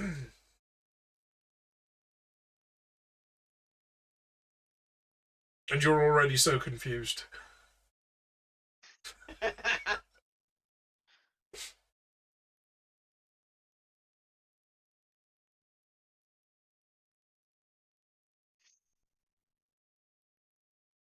Just looking to see if I've got any other inspiration image. I've got a folder just for inspiration images that I use when I'm writing the campaigns. Just looking to see if there's anything else I can show that might fit the bill. This is kind of a modern version of the pathway and staircase you were kind of walking along. This is in China. So if you imagine this rather than being wooden platforms built into the rock, it's actually carved into the rock, and you've got little rope bridges. This is what you've been kind of walking along.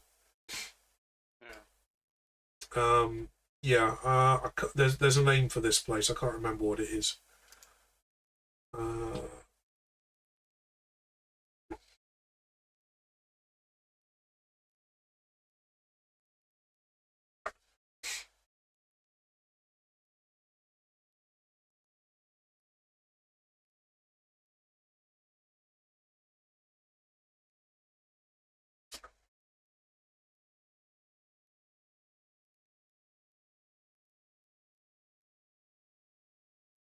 Aside from that, I think we're doing all right. Yeah. Despite the fact you've got Still no alive. idea, you've got no idea where the hell you are.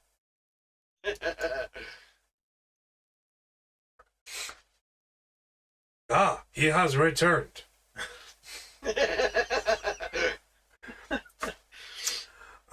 Yeah. As the two guards, as the guard finishes addressing Lutze, he leans one arm and pushes the door open. Both halves of the door swing open in front of you, into what is the main hall of the monastery. You see some beautifully polished stone steps, and then a large raised section that has been covered with what looks like a hand-woven carpet. Many, many colours and geometric designs woven into it. In the centre of this large room, you see a ring of monks. They look much older. Their robes are very vibrant orange. Not the dull, washed so many times that it's barely even yellow colour that Lutze is wearing. They're very vibrant orange. All of them have their heads shaved, and all of them look extremely stressed. In the centre of the circle is seated the abbot, who appears to be an 18-month-old baby.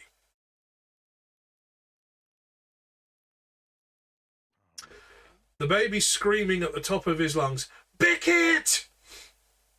and has thrown one of his stuffed soft animals at one of the monks. "Bicket!" Beckett, Beckett, Beckett! Ah, Lutze, you are here. Welcome to our honored guests. Please, sit down. The abbot addresses you. Mm-hmm.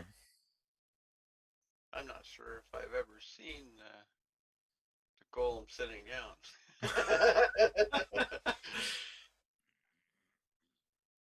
Sure, if Golem knows how to sit down. The abbot looks at you with a little roll of his head. Ah, well, in that case, I'd make yourself as comfortable as possible. Beckett! One of the monks reaches behind his robes and pulls out what looks like a baby's rusk. I don't know if you're familiar with these, Brian. They're basically just very, very compressed cereal that's really hard and crunchy to help babies when they're teething. Or you can soak them and make them into like porridge. Oh, like a teething biscuit. Yeah. Over here we call them rusks or teething rusks. The abbot takes the bicket in both hands and starts gnawing on one side.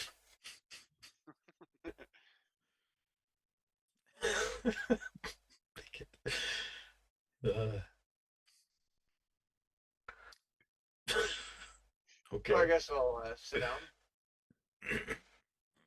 He stops chewing on the rusk and then looks up and looks at you, and it seems like his eyes suddenly snap back to attention. So you have finally made it down the mountain. Lutze said that it may take a little time. You see Lutze bow to the abbot. All of the assistant monks bow to Lutze. So I'll bow in turn.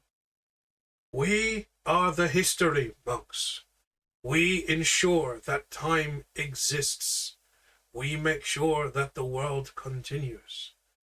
In short, little joke there, we ensure that tomorrow actually happens. Lutze has been accompanying you through potty through much of your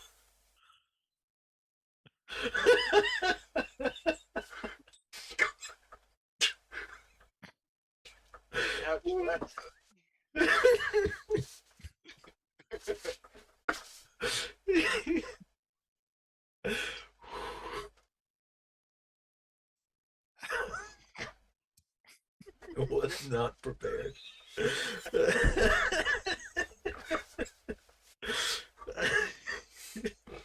I can't keep a straight face when I'm doing the abbot. It's just so ridiculous. This is all Pratchett canon, by the way. If you get around to reading The Thief of Time, which is one of my favourite Pratchett books, this is all canon. But it's so hard to do it with a straight face.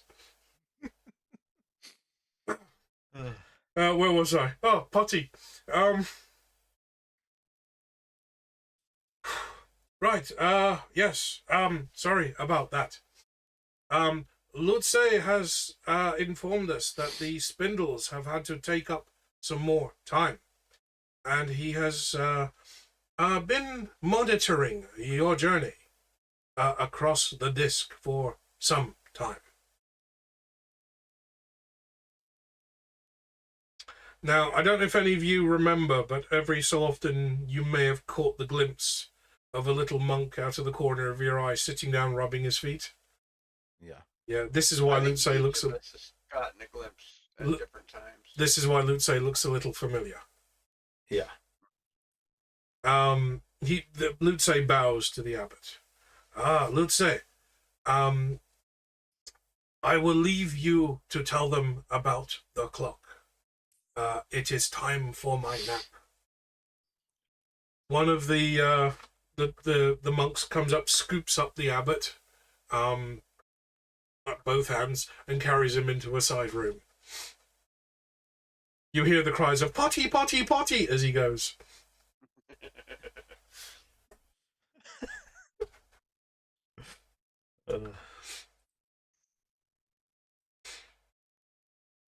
As the abbot departs, all the monks bow, and as he leaves the room,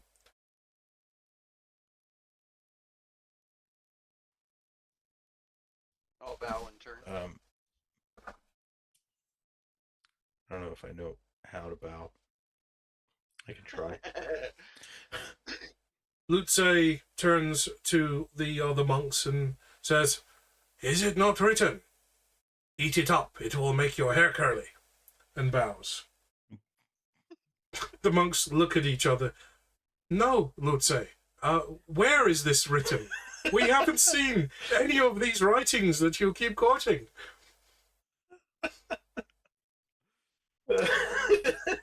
Lutze stands from his bow. "Ah, is it not also written, all will be revealed to he who is patient?"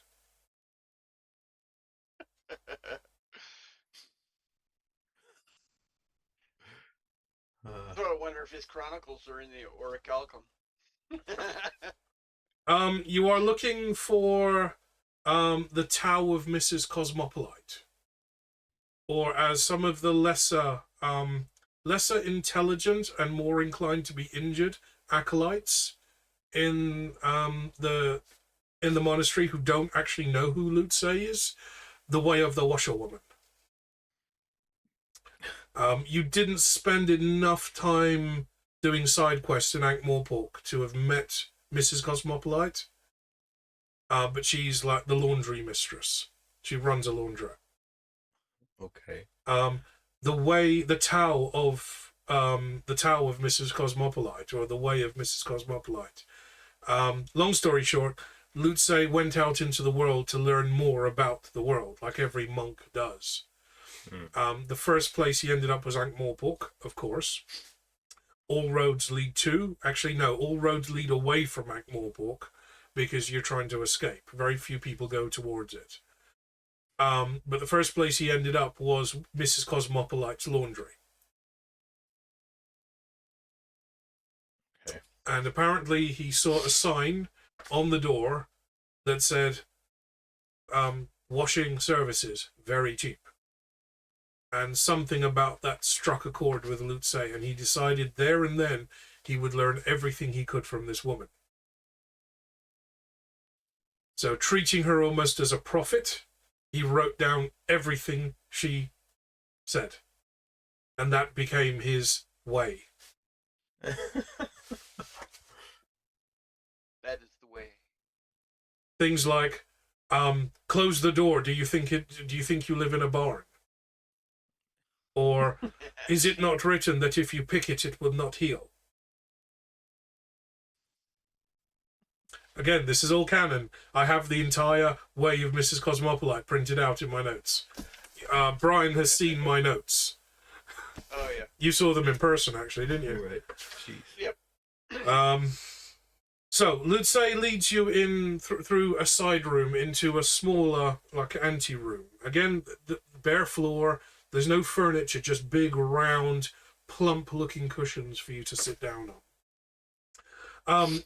He beckons you to be seated, and as you do, some of the younger acolytes appear with bowls, wooden bowls that are almost gilded on the inside, filled with warm water. You see little flowers floating in them, and you smell citrus oils. They lay these bowls down before you. They have towels draped over their arms, and they offer you the towels. Make yourselves comfortable. Clean yourselves, and I will explain why we have brought you here. As they depart, they all bow to Sweeper, or some of them with almost shaking as they do it. Looks like there's a little bit of fear that has been instilled in one or two of the younger acolytes. And they depart the room as quickly as possible. Lutze sits down cross-legged on the floor in front of you as you wash your faces, clean your hands. So, there is a very long story here, but we have nothing but time. And that is where I'm going to end it for tonight.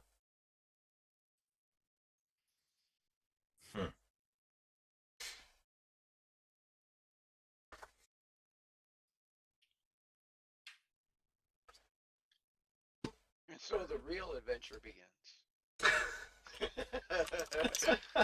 So I'm guessing you guys are confused as fuck right now. A little bit, yeah. Possibly because you haven't read the Thief of Time. In the meantime, if you are able to read that, that would be useful. I think I should have the PDF up on my Dropbox. Alternatively, I can put the audiobook on there as well. I know, Eric, you started with Feet of Clay, because that was pretty much the fundamental of Mr. Pump. Right. The Thief of Time, I am pulling lots of elements from that story into the game, but for entirely different purposes, shall we say. So much of this is going to be based on bits and pieces from the Thief of Time. I'm just weaving those into my own story. Yeah. But we are going to call it there for this evening. Everybody in chat, thank you very much. I hope you've enjoyed our first session back for a while. Slightly confusing one, but all shall be revealed. In the meantime, we are going to raid out. I think the only person I've really got online at the moment is Taros. So let's go and say hello to Taro. We're going to try and get back to our fortnightly schedule. Mark was supposed to join us this week, but he's not been feeling well. So hopefully in 2 weeks' time, we should be back. And that's looking like the 23rd. If you guys can make it. I'm going to keep chasing Sam in the meantime, see if we can get her back in the game as well. 23rd, yeah, shouldn't be a problem. Yep. I don't think. Okay, well, everybody in chat, if you want to copy the message that I've put in chat, and we will go and say hello to Taros. Thank you very much for joining. I hope you've enjoyed today's rather cryptic session, but we're kind of getting back into it slowly. And I'll probably see you, if you're in my stream, I'll probably see you during the week while I'm doing some more VR laps, and we'll definitely see you again in 2 weeks' time for another one of these. Take care, and good night.